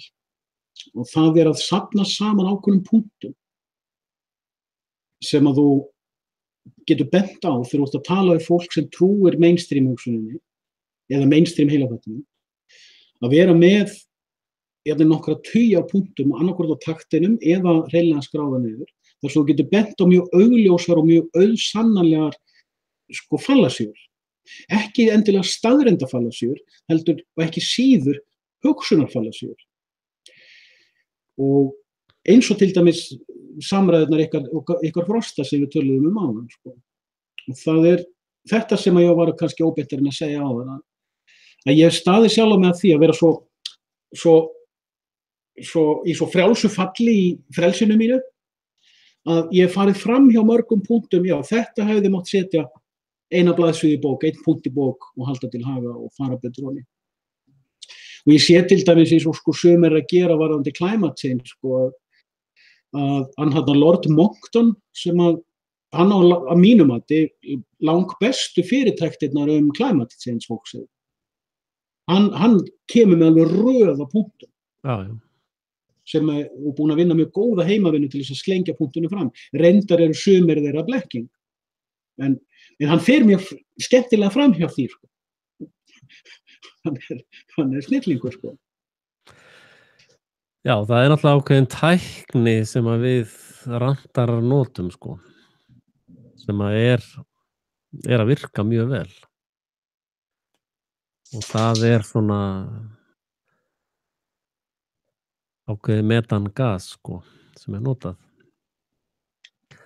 Þetta er ákveðin svona umræðu tækni, sko. Þar sem að þú ert ekki með kannski, og það er líka ákveðin auðmýkt, sko. Það, sko, eins og ég hef oft sagt, sko, ég vona að ég hafi rangt fyrir mig með allt, sko. Það er svona að vera laus við þess að hafa rétt fyrir sér þráhyggju, sko. Já. Og vera bara mjög mjúkur, sko, í raun þessi umræðu, þessi framsetningastíl sem við nota svolítið gasljós, sko. Það er það sem ég var að segja. Að fullera bara, þú veist, Diana er hoax, skilur. Þetta er í raun ákveðin gasljós tækni, sko. Já. Og hún virkar, sko. Já, og síðan vinnum maður með það, sko. Og svo er það að koma einhver alvöru mótor á móti, þá er maður bara auðmjúkur, sko. Og segir að ég hafði rangt fyrir mér, bara sem betur fer. En það er það merkilega sem er, það kom engin alvöru mótor á móti, sko. Eins og til dæmis bara umræðan það hvort að jörðin sé hnöttur eða flöt. Já. Það þarf eitthvað að ræða það. Veist, er það ekki bara einhvern veginn, já, hérna eru staðreyndirnar, sjáðu, case closed, sko. Það er allt, veist, bara þú ert fíbl og þú ert, veist, það fer allt í bara atómin en bara kjafta þig, sko. Já. En segir mann alltaf að það er eitthvað Sko leið og fólk fer út í atóminum þá er það búið að tapa rökræðinni. Og ef maður stoppar ekki, maður verður að leið og maður fattar hana, þá maður að segja þegar þetta er atóminum eða þú ferð í mannin og hætta svo bara svara. Hætta svo bara, maður getur, þú veist, stundum svara ég, þú veist, af því að ég má vera að því. Ég lendi aðeins í því í vetur á MBL-þræðinum, sko. Fólk var stundum að svara mig með atóminum og þá kannski sá ég næst þér á kvikk fá tilkynningu, kannski, já, heyrðu, það var eitthvað að svara mér. Hendi ykkur í setningu og fólk hafði ekki hugmynd að, já, þú veist, já, ég get hendi einni setningu, þetta skiptir hingum máli, þetta bull. og svona, já, það er gaman að þessu. En sko, eitt af því sem við reyndar höfum talað áður, við höfum báðir upplifað fyrir löngu síðan. Manstu, ég var einu svona að lýsa þessu við að vera komin úr áhorfendapörlunum inn á leikvanginn. Það er fullt af fólki sko, sem í athugasemdaþráðunum sem ennþá upp í áhorfendapörlunum. Það er ekki sjálft. Farið að koma inn á leikvanginn og syngja annan söng en kórinn. Það er svo auðvelt að predika yfir kórnum. Því kórinn er sammálaður. Og það er svo auðvelt að þrefa í athugasemdaþráðum og ég benti með fólki á í einum svona reyfirildaþræði og ég tók eftir þá svona sljákkaði mörgum, fækkaði mótsvörunum. Athugasemd sem þú skrifar, eins og yfir DFF eða MBL eða eitthvað þar, er athugasemd við þann sem póstaði fréttinni. Er athugasemd til þess sem skrifaði fréttina. Hún er ekki rifrildisþráður til þess að sannfæra hina áhorfenduna eitthvað. Já. Og þá skildi fólk hvers vegna ég svaraði því eins og ég svaraði því að ég var í rauninni að gera grín með því. Og fólk fattar alveg svona. Og svona sko, randið er svona líka, við erum að sjá víða og ég er að fá athugasemdir frá fólki þó að ég sé ekki með marga áhorfendur og allt það. Þá er ég að fá athugasemdir frá fólki sem segir ég sé alveg að það sem við erum að gera, við sem erum að ranta hitt og þetta og tala hinn og þessar spillingar og lygi og þvætting og annað, þetta skilar sér. Og þess vegna var ég að tala fyrir þessari köfun, okkur að pæla í hvort fólk vakni eða fatti, þetta skilar sér allt saman. Þetta skilaði sér árið 1600, þetta skilaði sér 1850, en við þurfum að átta okkur á hvar við erum.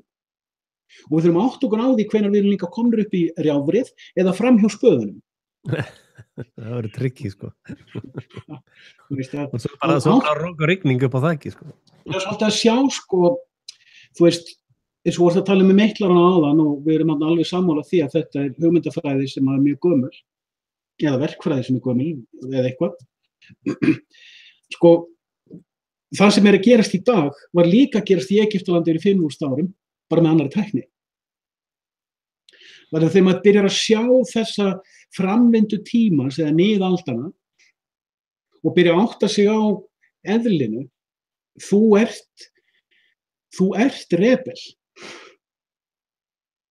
Þú veist, ég til dæmis stundum að hnýta í hina rebelana í kringum mig, en ég veit alveg ég er að hnýta í sjálfan mig. Ég veit alveg ég er í hópi rebela og það er eðli rebela að vera jafnvel í rebelisma gegn hvort öðrum, sko.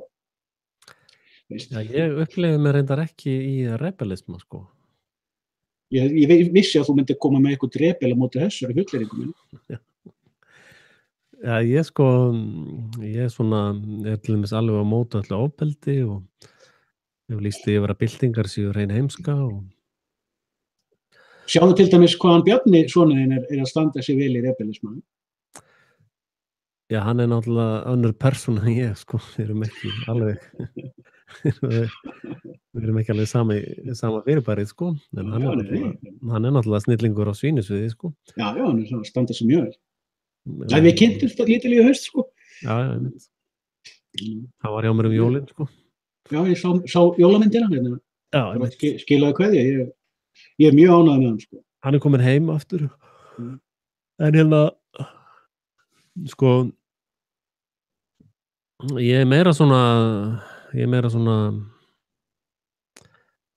eins og þetta með greiðsluverkfalli, sko. Ég er bara að vera með taktík sem byggir á raunveruleikanum, sko. Raunveruleikin, fólk er alltaf að biðja um einhver réttindi og ekki okra á mér og ekki fara illa með mig, sko, en ég menna ef allir hægt að borga á morgun þá er bara dæmi búið, sko. Já, en hverju án fólk þá að fá kvart yfir? Já, ég menna fólk verður að geta kennt ykkur um. Já, ég menna ef að fólk er að kvarta undan því að dópneyslan sé að drepa það, ég menna þá annarkvort bara dópar þetta til dauða eða hættir, sko. Og þú veist að skattur er náttúrulega. Thomas Jefferson sagði það. Já, en er ekki náttúran hóks? Var það ekki Jefferson sem sagði að það er tvennt sem þú losnar ekki við, það er skatturinn og döðir. Já, og elitan nota bæði til þess að blekkja og fangelsinn, sko. og þú veist, sástu fréttin snjóin í Sahara í gær. Já. Þannig að nú veistu hvert koltvísýringsskatturinn fer. Hann fer í það að framleiða snjó á Sahara til þess að berjast í climate change. Það einhverja snjóvélar í Alsír. Þetta náttúrulega sko, þetta hámark heimskuna. Fyrst þeir að tala sko global cooling, svo fara þeir að tala global warming og svo í 20 ára stemmir ekki það sem við segja sko. Og þá bara, ég ekki bara kalla þetta global change, kalla það ekki það, global.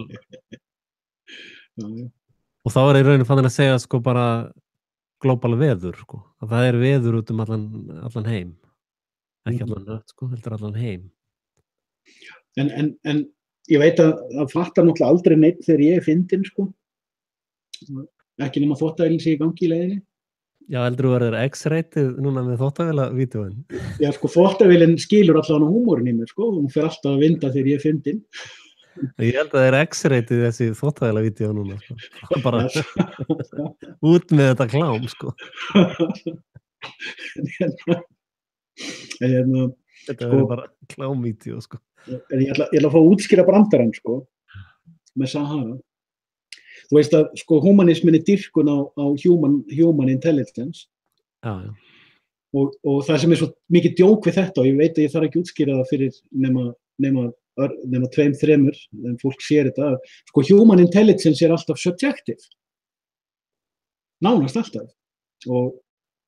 Og þetta með snjóin í Sahara, sko, það kemur einhver vísindamaður sem segir, sko, ef við komum snjóvélar Sahara, þá hættir hita endurvarpið frá Sahara og það kælist bara niður og þá náttúrulega minnkar climate warming og þess vegna þurfum við CO2-skattinn sko. Já, það sem sagt human fallacious joke, þetta sem sagt bara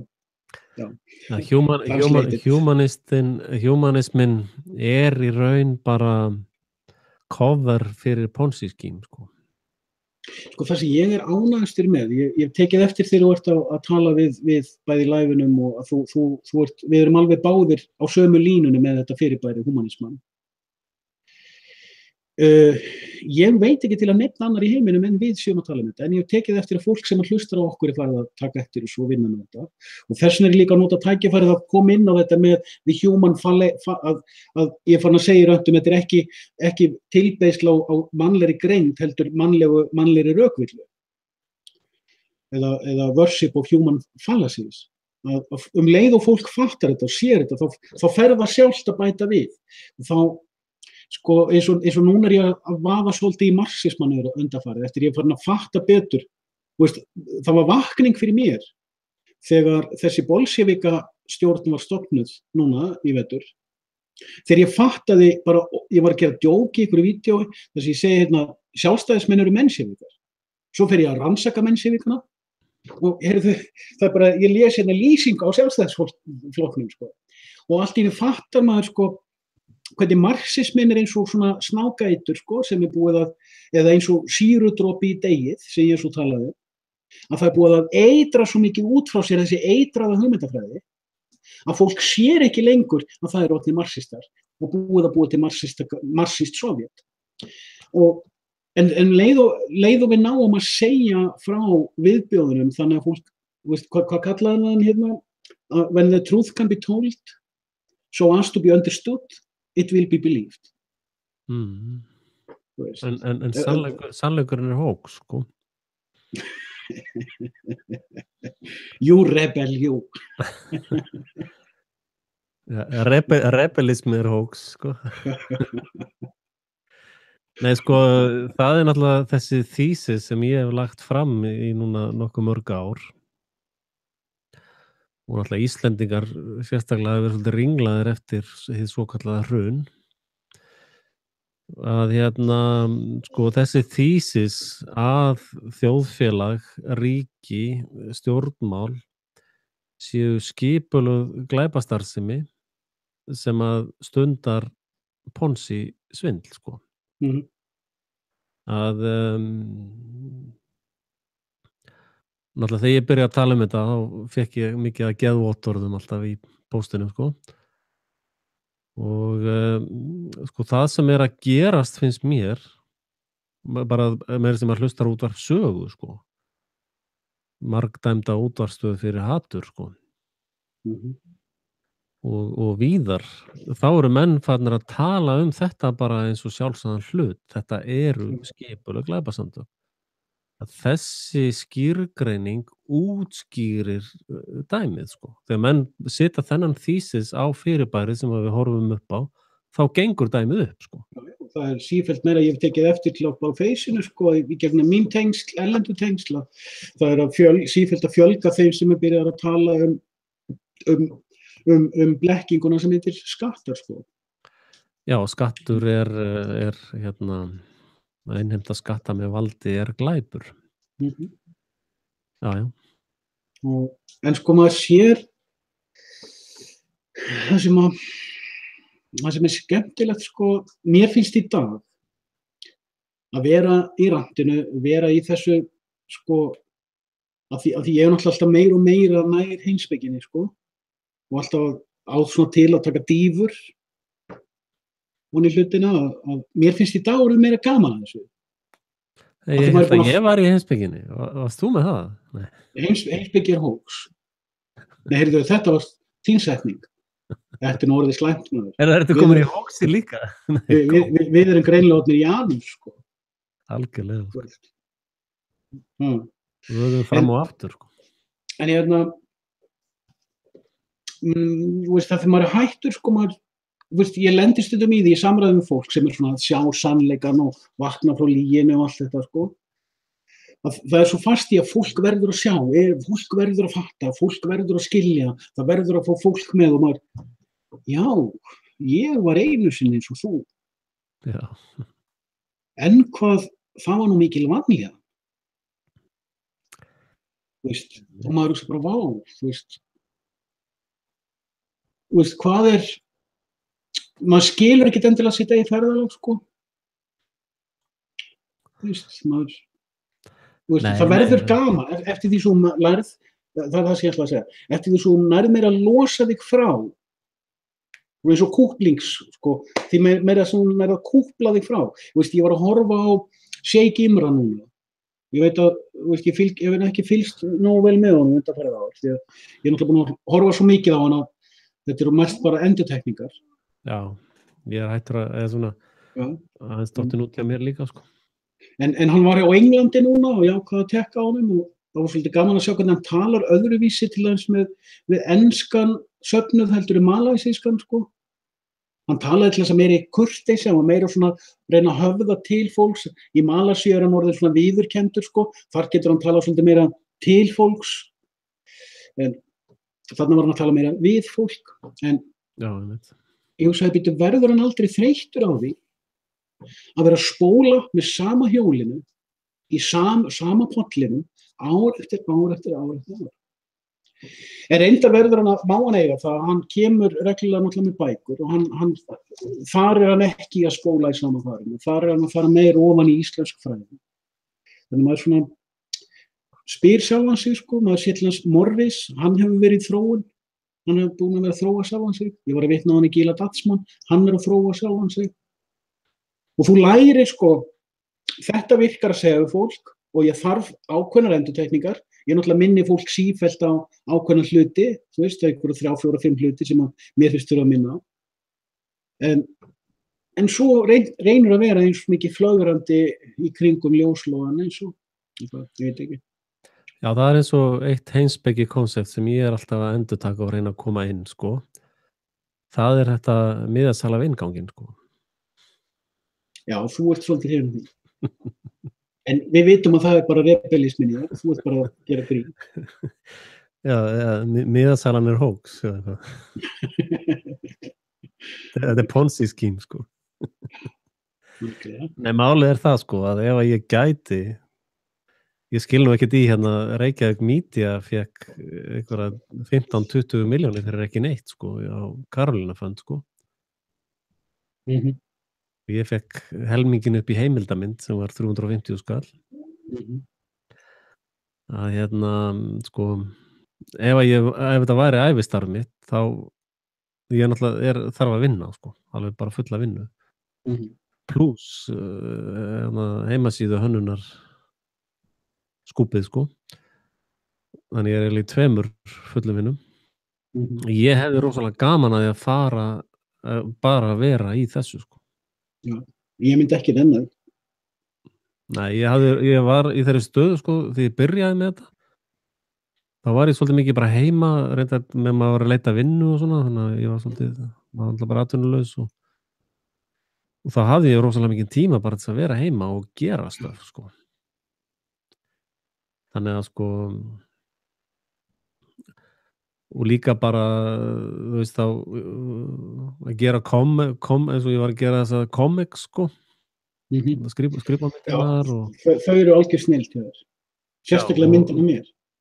Já, hún náttúrulega best að öllum, sko.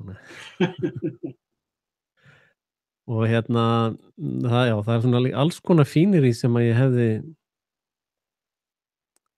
sem að, þú veist, alls konar, já, svona bara í grafík og ég hefði, sko, ég myndi þá vilja fara miklu meira út í svona heimildamyndaformið, sko, svipað á Truth Stream Media gerir. Þú horfir á þau, það ekki? Nei. Það gaurinn sem var að vinna hjá Alex Jones, hjónin sem fóru. Býttu, hann gaur var það ekki, hvað heitir hann? Hann var rosalega feitur, svo var það mjór, Aron, já. Já, nei, ég man hann í huga. Þannig að breskur strákur, hann vantar svolítið mikið. Nei, ekki, hann fávit, sko. Já, ég gaf hann séns og svo nefndi hann mikið. Nei, þau hjónin fóru frá Alex Jones, sko, í miklum látum, sko. Já, ég var að leita þeim, en ég bara veit þá ekki hver það er, sko. Truth Stream Media, þau hafa gert, sko, heimildamynd eins og Obsolete og voru með hann á Amazon og voru að selja aðganga henni þar, sko. Og nú hún komin yfir til þeirra á. Og þannig ég hefði áhuga að gera meira eins og þú, ég ætla að reyndar, þú veist, ég mun gera það, sko, það bara tekur það miklu meira lengri tíma, sko. Þú veist, ég geti til dæmis ef þetta væri full vinna hjá mér að vera með Frelsi TV, þá væri ég bara að byrja á mótnana að gera þetta, sko. Og þetta nokkra mánuði verður þetta kannski komið í production, sko. Já. Fyrst að setja sér markmið, en markmið verður til út frá löngun, fyrst að eiga sér löngunin eða drauminn, svo kemur markmið og þegar markmið komið þá oft opnast leiðin af sjálfu sér, annarkvort að því maður að ganga einhverju leið eða þú veist, kapallinn fyrir að rekast upp, sko. Ég að verða búinn með, sko, þróunarvinnu á Frelsi TV vefnum, sko, í hausnum. Og ég finn nú sennilega að setja það aftur í lofti, sko. Ég að velta fyrir mig hvort ég var að skipta yfir í frelsitv.is. Þetta .com alltaf eitthvað svona lengra í burtu. Ég veit ekki, ég hef ekki skoðun á því. Ég hef farið þessar leiðir, sko, ég var lengi vel, svo veist þá var ég með aðallén sem heitir nálgun.is. Já. En það nú samt, sko, aðallénið mitt er not.is. Það er lén sem ég náttúrulega búin að eiga lengi. Já, einmitt.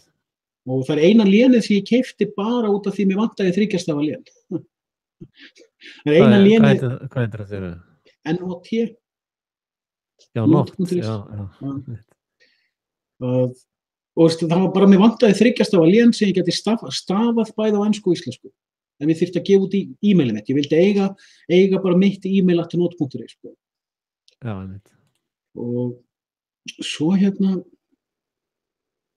svo bara á ég þetta lén og það er 3 búið að bjóða mér í það, sko. Kaupa það mér. Ég hef alltaf hafnað því. Alltaf að selja lén, maður, bara fyrsta tilboð farið. Já, þú veist. En sko, ég átti mjög lengi þegar ég var mest að skrifa tölvubækurnar, þá átti ég ísbók.is, ísbók.com og ísbók.net. Já, einmitt. Og ég er búin að fara svolítið í gegnum þennan pakka. Ég átti lengi nálgun.is og nálgun.net. Já, en nálgun náttúrulega mjög gott nafn. Og ég er búin að eiga það í mörg ár líka. Og ég ætla að hafa það svona sem policy að íslenska dótið undir íslensku léni. Það líka annar ástæða fyrir ég vill hafa frelsitv.is, þá ég undir íslenska málsvæðinu og íslenska réttafarinu með efnið. Já, en ég hef enga skoðun á hvað betra. Ég sé að margir Íslendingar með .net eða .com, það náttúrulega ódýrara aðeins, en ekkert mikið. Íslensk léna var lækkað í verði, en sko, ég held að, það sem ég er búin að læra að öllu drasli, maður fer í gegnum, já, ég má allir opna vefsíðu og það skiptir öllu máli hvað það heitir. Lénið sjálft og slóðin skiptir rosalega litlu máli þegar þú farin að vera með efni. Efni sem fólk man eftir, bókamerkir, tengir við það og googlar. Já, ég náttúrulega sko Frelsi TV með töluvert mikið að leitum bæði á Twitter og Google og reyndar ég persónulega með hærri leit heldur en Frelsi TV, sko. Axel Pétur Axelsson. Ég hef enga skoðun svo sem á þessu, en þetta bara svona að ég ekki með á það. Það verið skipta meira máli, sko, í netfræðunum, sko. Þú byrjar með eitthvað lén og svo heldur þið bara við það. Já.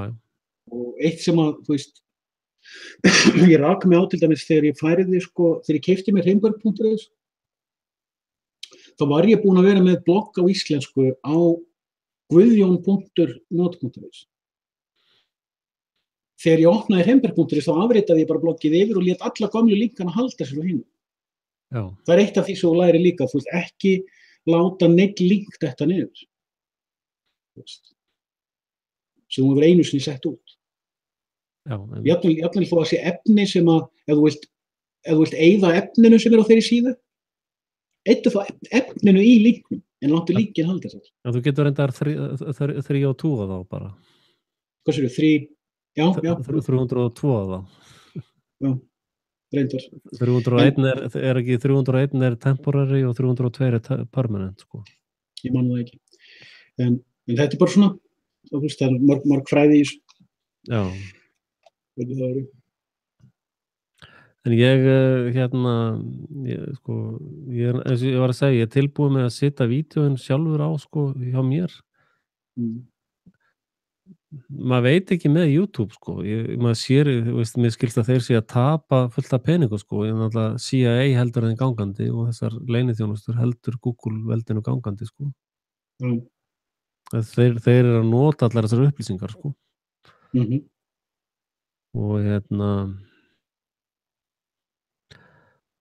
þannig að það getur verið, en náttúrulega þetta allt saman ókeypis, sko. Maður borgar ekki krónu fyrir þetta og frábært streymi og ekkert vesen, sko. Já. Ef maður setur þetta á sitt eigið, þá kostar það, sko. Kostar peningar. Já. Já, en það eins og Vimeo, þeir hafa aldrei farið ókeypis í Vimeo, sko. Já, þeir eru með, jú, þú getur verið með ókeypis það. Já, það mjög takmarkað, sko. Já, þú getur upplótað 500 megabætum á viku ef maður Já. Þú sérð ekki view count svo sama, allan ekki jafn vel. Nei. En mér minnir, sko, að Vimeo hafi gefið út einhvern tímann að þeir eyði ekki efninu þínu, ef þeir eins og YouTube myndi gera. Sko, ef þú ert með það unlisted, ef þú ert með það þannig að þú embeddar því bara þínum eigin vef. Já. En ég hef ekki látið reyna á það, ég er náttúrulega þarna Kamasutra-fæls, ég geti sett þetta, en ég er ekkert að nota Vimeo, ég er náttúrulega meira ásþar, en ég er bara, ég er sáttur við YouTube, því að þeir hafi straffað mig þarna í nokkra mánuði á þessum tíma. Já. Þá komu þeir miklu betur fram heldur en flestir aðrir gerðu, eins og Dailymotion til dæmis, það bara, þínum að Já, þeir voru rosalega. Þú hefur ekki, það eru fleiri þannig, þeir eru þegar það sem, þannig að þegar menn að benda á BitTube og hina og þessa gauðra, bara nei, YouTube hraðvirkt, þeir eru með skýra reglur, þeir fara eftir reglunum sínum, þegar þeir straffa þig, þá setja þeir bara þrengri skorður í svolítinn tíma, nema Morris ennþá í sárum eftir þeir lokuð á hann í halvan mánuð. Já, hann þorir ekkert að segja, sko, hann bara svona. Já, En það bara rétt nálgun hjá honum að segja, þú veist, hann enda farin að upplóta líka á Vimeo og víðar. Þegar hann upplótar, en hann svona, mér finnst það samt alveg rétt það sem hann gerir. Hann segir, heyrðu, hann stoppaði gaur í einu viðtal og sagði, ég veit hvað þetta var að segja, ég þori ekki að leyfa að segja það. Það miklu áhrifaríkara. Það vekur fólks til umhugsunar að þrýsta á YouTube að slaka þess á. Já, YouTube náttúrulega sko bara eitthvað skrýmsli sem enginn skilur sko. Nei, það sem ég nú svona leggja upp að sko bæði Facebook og YouTube eiga það að þeir eru með ákveðnar reglur, þær eru dokumentaðar, ég hef lent í því að ég var að setja mynd á netið á Facebook sem Facebook bannaði mér að setja inn og þetta var bara mynd og náttúrlífsfræði af einhverju og þeir sagði, nei, þetta klámynd og það var ekki klámynd, það var bara einhver náttúrlífsmynd og ég nefndi ekki að díla við það, ég kvartaði reyndar yfir því en þá bara þeirra forrit tók ekki við kvartinu við. En þú veist, ég þarna með ókeypis prófíl. Þeir eru með ákveðnar reglur þetta.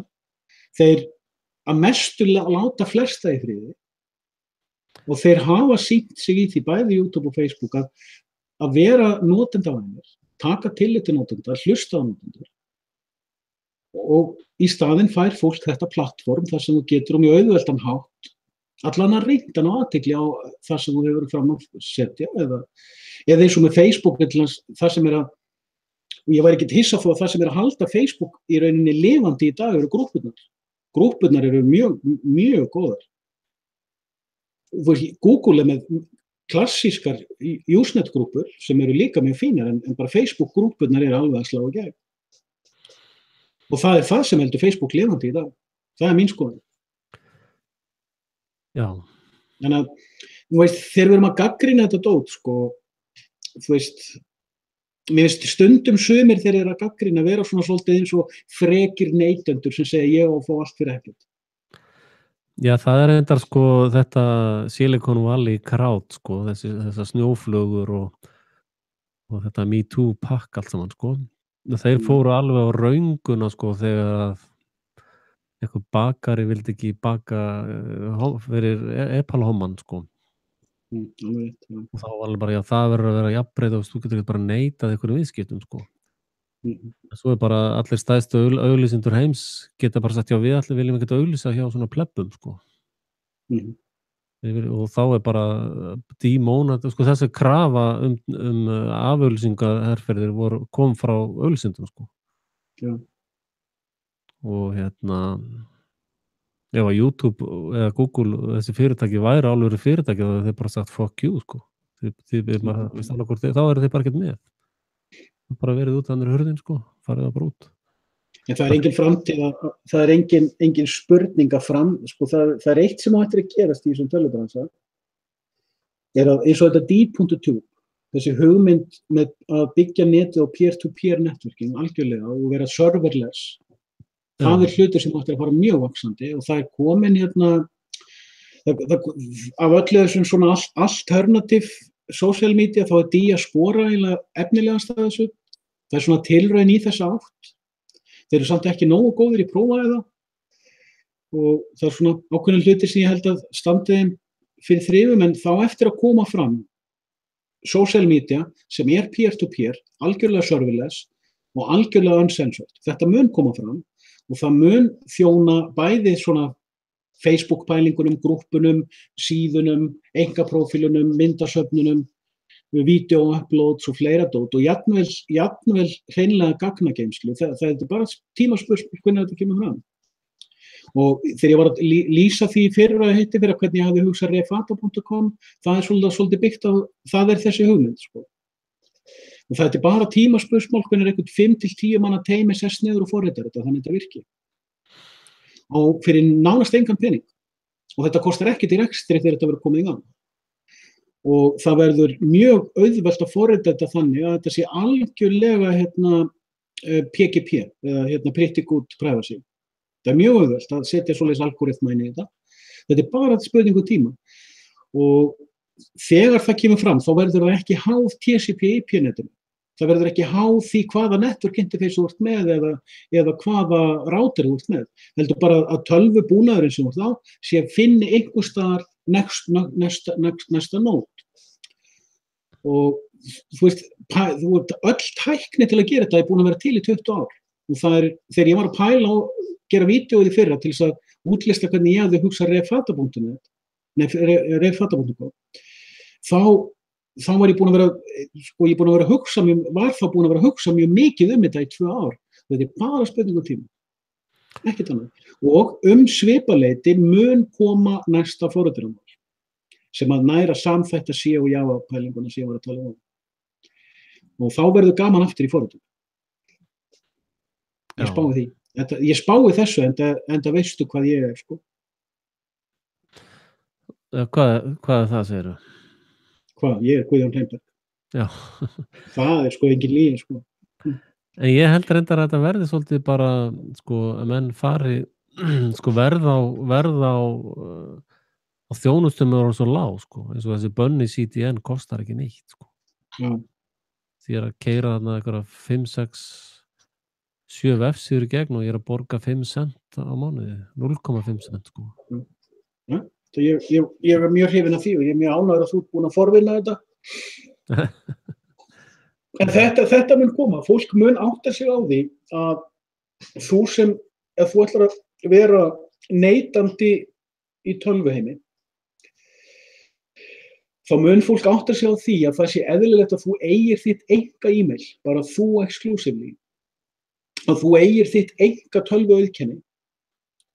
Alveg eins og menn að þróa með þessa cryptocurrency sem mjög áhugaverð pæling, þó að ég hafi ekki trú á þessu fyrirbæri, þá þetta áhugaverð pæling og það mikil umræða þetta víða heiminn. Og tæknin á bakvið þetta mjög áhugaverð, þó ég hafi bara svona yfirborðskynnt mér hana. Og það að til dæmis Venezuela sé að gefa út að þeir ætla að fara að nota cryptocurrency og þegar að Kína gefur þá út að þeir ætla að fara að búa til petro-yuan og þá eru þeir í rauninni að segja við erum hársbreidd frá því að fara að gefa út okkar eigið krypto-yuan. Og við sjáum þetta eins og náttúrulega með BRICS-pælingarnar að það eru þannig mikla hreyfingar í gangi og við sjáum að það allt nötrandi og titrandi í Bandaríkjunum, þessir gaurar þarna, ég hef ekki trú á því að bandarískir auðkýfingar hafi svo miklar áhyggjur af þessu. Ég held að það sé langt síðan þeir vissu að þetta færi þessa leið. Spurningin sé miklu meira, hvaða plan eru þeir með til þess að geta náð þessu yfir, eða mun það kosta stríð, mun það kosta nokkur efnahagshrun og alls konar flækjur, hvaða trikk eru þeir með upp í erminni, sko.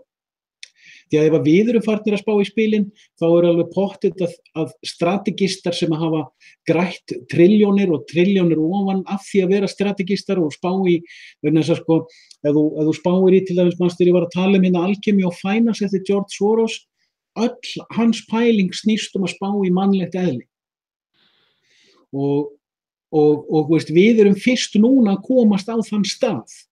Eftir það vera búin að vera samsæringar og heimspekingar og trúboðar og allur pakkin af alls konar alifuglastarfsemi. Þá erum við að byrja að fatta, hvernig kemst ég fram hjá spöðunum? Já, en sko peningar snúast ekki peningar, sko. Ég veit það. Og þú veist heldur ekki hvað snúast einu slöðum. Ég samt margbúin að segja þetta. Já, peningar náttúrulega blekking, sko. Og Nei, peningur farvegur. Peningur high road. Já, þú varst það var hugmyndin með að hafa peningana undir samgönguráðuneytinu. Já, ég búin að tala þetta og útlista þetta vel. Það svo skýring stenst. Já. En þetta svona bara pæling sem ég var að tala og það áhuga, þú veist, að fólk mun átta sig á því þar sem það að verða meira og meira svona digital life að ég sem avatarinn í tölvukerfinu, minn avatarinn í tölvukerfinu, þarf að eiga sitt eigið digital universe. Og þess að ég var að tala áðan með þetta serverless state, að fólk mun átta sig á því, hvar kemst ég í að eiga mitt eigið digital universe á einfaldan, aðgengilegan og öruggan hátt. Og það eru það margar milljónir manna í heiminum í dag sem kunna á servera, kunna á forritunum, kunna á þetta drasl. Ég og þú, kallar komnir yfir 50, sem að erum búin að vera í þessum bransa lengi. Krakki, strákurinn þinn, sem var að fæðast í fyrra, þegar hann verður 20, þá mun hann vita allt sem þú veist í dag og miklu meir tölvur. Já, ég mun alltaf kenna honum fyrir, þú veist, það er þegar hann er 12 ára, sko. Já, þú veist. Þetta er eins og hana, það er hérna í Svíþjóð, þá er svona, það er þetta, það jákvæða við framtíðina, er að almenningur, almennt fólk er alltaf að verða meiri aumingjar, sko. Og hérna í Svíþjóð er meðalmaðurinn fullkomin aumingi, sko. Er bara komið status update. Það jákvæða við framtíðina er að fólk er að verða meiri og meiri aumingjar. Quote, Axel Peter Axelsson. En málið er, sko, hérna í Svíþjóð, það er svo auðvelt að meika það, sko. Veist, ef þú getur unnið frá 9 til 5, án þess að þurfa geðlyf eða, þú veist, drekka brennivín þannig að þú getur ekki labbað heim, sko. Eða bara, já, haldi geðheilsunni, sko, út vikuna, þá ertu búin að meika það í Svíþjóð, sko. Hérna er bara stærsta vandamáli að fólk er algjör aumingjar, þeir get ekki unnið eins og sko. Veistu, það var gaur sem var að saga það niður fyrir með tré, nágranni minn sagði, þú mátt ekki saga það niður sjálfur, því ég fekk hérna tré eins og á bílskúrunni á mér, ég vil ekki fá annað, sko. Þannig er þetta að fá kall til þess að saga það niður sem er með tryggingar og alla græður, sko. Og það komu bara Litháar og útlendingar og söguðu niður tréð. Ég sagði, ertu ekki með henni að svíja í vinnu? Hann svínaði ekki að ræða. Það er ekki mála að fá svíja í vinnu, sko. Þannig að, sko... Það er þannig hér. Menn sko, fólk hérna í umhverfinu, ég er búin að vera að tala þetta sjálfur síðan í hruni, að einu menninni svo þú getur ráðið í vinnu á Íslandi 7 Pólverjar. En nú er ég bara í þessu litla nærumhverfi sem ég í, þar ég að heyra sífellt fleiri segja að ráða íslenska verktaka í þetta. Nei, kemur ekki til greina. Já, þetta var ég bara með Pólverja á Íslandi í byggingabransanum, sko. Að sko, hérna, það er svona, ef maður horfir út frá eigingjörnum sjónarmiðum, þá er það mjög jákvætt, sko. Það er svo auðvelt að meika það með svona mikið aumingjum, sko. Og þess að ég hérna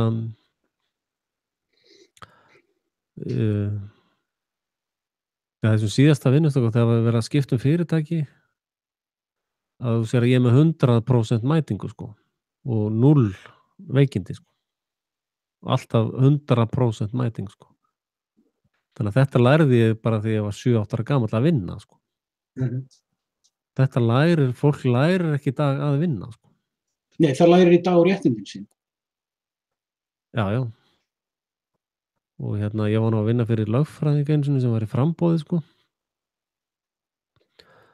Og hérna, ég ræddaði fyrir svona gluggaskreitingar, sko. Og svo þurfti að taka gluggaskreitingarna niður, sko. Og þetta er svona kall í fínu formi í framboði, sko. Til ekki að segja hver þetta er. En svo kom að ég að taka það niður, og þetta gluggasköfu og svolítið vesen að ná þessu af, sko.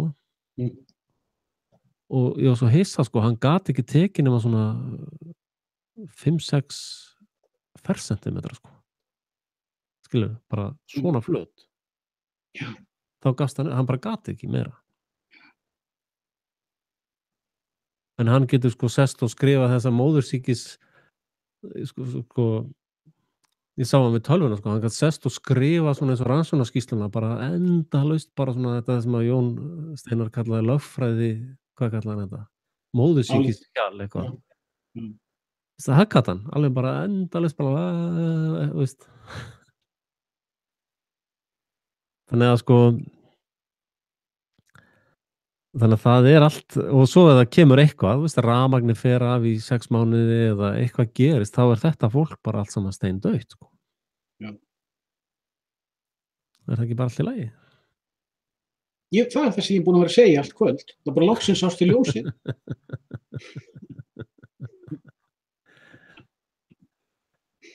Já, ég meina, ætlar þú að hjálpa því? Hverjum? Já, auðvitað. Af hverju? okkur ekki. Þetta Það er svo fólk, skemmtilegt. Segðu svo ég læri ekkert að þér. þetta fólk heldur þér í helju og Já, en þú veist, og sparkaði í þig meðan þú varst liggjandi maður, ég meina, já, en þú veist, maður er ekkert að erfa það, maður bara, þú veist, þetta snýst, ég veit ekkert okkur, en það er bara eitthvað sem maður lærði af honum stóra bróðir sem að heitir Jósefsson og það er bara þannig, þú veist, það er. Er hann ekki bara búið til aumingja? Er hann Já, ekki... það getur vel verið, en þú veist, við bara segjum að það sem þetta skiptir máli, en ég get ekki útskýrta fyrir þér, það er heilagur leyndarþjófur. Þú ert bara farin að hljóma eins og valdstjórnin. Já, it rubs off. Er þetta í 100 ára þagnarbóksi ykkur? It rubs off. Jóhannes 16:12. Já.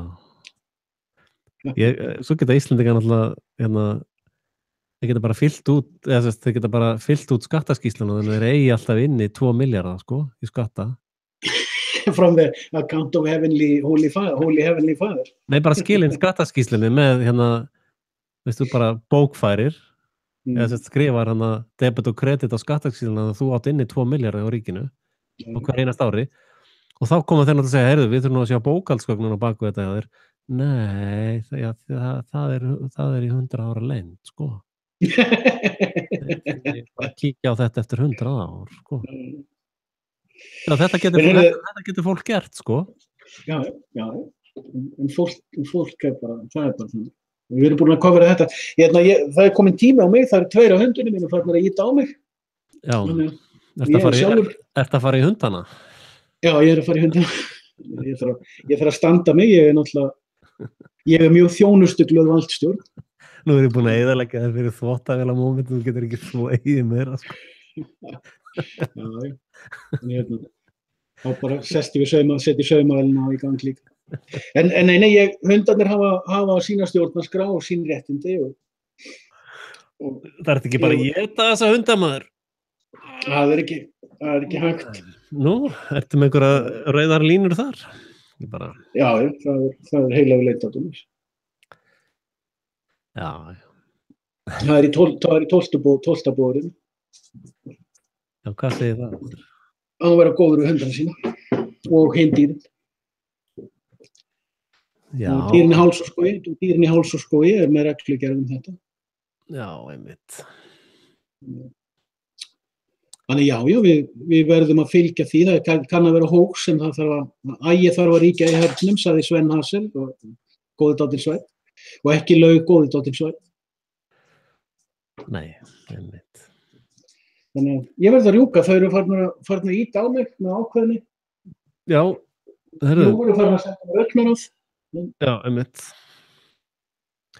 Og augnaráð með þýðingamikið á honum, sko. Já, einmitt. Nei, þetta er búið að vera ágætt. Hvað er þetta komið? 3 tímar? Nei, 2.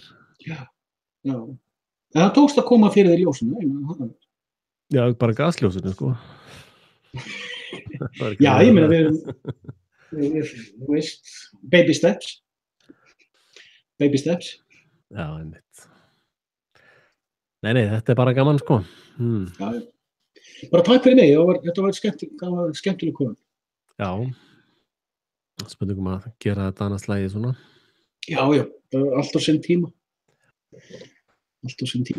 Já, ég býð alltaf eftir vídeo frá þér, sko. Já, takk fyrir það, sömuleiðis. Það er svona mismikið klám í þeim, sko, en... Ég var mjög ánægður með live þar sem þú varst að útskýra sækotið. Þú varst að útskýra hann í live daginn, hvernig þú upplifðir sækotið í varandi Adam og Eva og svoleiðis. Mér finnst það mjög skemmtileg útskýring. Já. En heyrðu, já, nú fæ ég engan frið. Ég þarf að horfa á það vídeo aftur. Hvaða vídeo var það sér? Ég var bara hælaðir fyrir það. Ég meina, ég er ekkert að kvitta fyrir það. Ég er bara hælaðir fyrir það. Já, einmitt. Já, það rennur stundum eitt og eitt gullkorn upp úr rand þvælunni, sko. Það er félagið. Þakka þér fyrir komin í kvöld og við Takk fyrir mig sömuleiðis. Og farið að hlaupa með hundana. Já, þau sjá að ég er að standa upp, þau eru öll komin að standa þannig. Já. Ok. Herru, takk fyrir kvöldið. Sömuleiðis. Bye bye. Æja. Já, ég þakka hlustendum komuna og þið sem voruð ekki búin að kaupa miða, það hérna linkar undir á miðasöluna og ef að útvarpsstjóri RÚV eða einhver útvarpsráð að hlusta þá geti alveg tekið að mér þáttagerð fyrir ríkisáróðursstöðina sem á að sinna öllu spaninu frá A til Ö eða ekki í umræðum heimsins eða Íslands. Það eftirtektarvert að þeir hafa aldrei virt frelsi TV eða mig viðlits sem kemur náttúrulega ekkert á óvart í svona glæpasamtökum eins og þetta pakk er. En ég orðinn ágætlega þreyttur líka, búin að ausa rantinn út. En allavega þið getið lækað og þið getið kommentað og þið getið deilt vídeóinu. Það er allavega jákvætt koma þessum vísindum eitthvað áleiðis. En takk fyrir komuna. Góða nótt.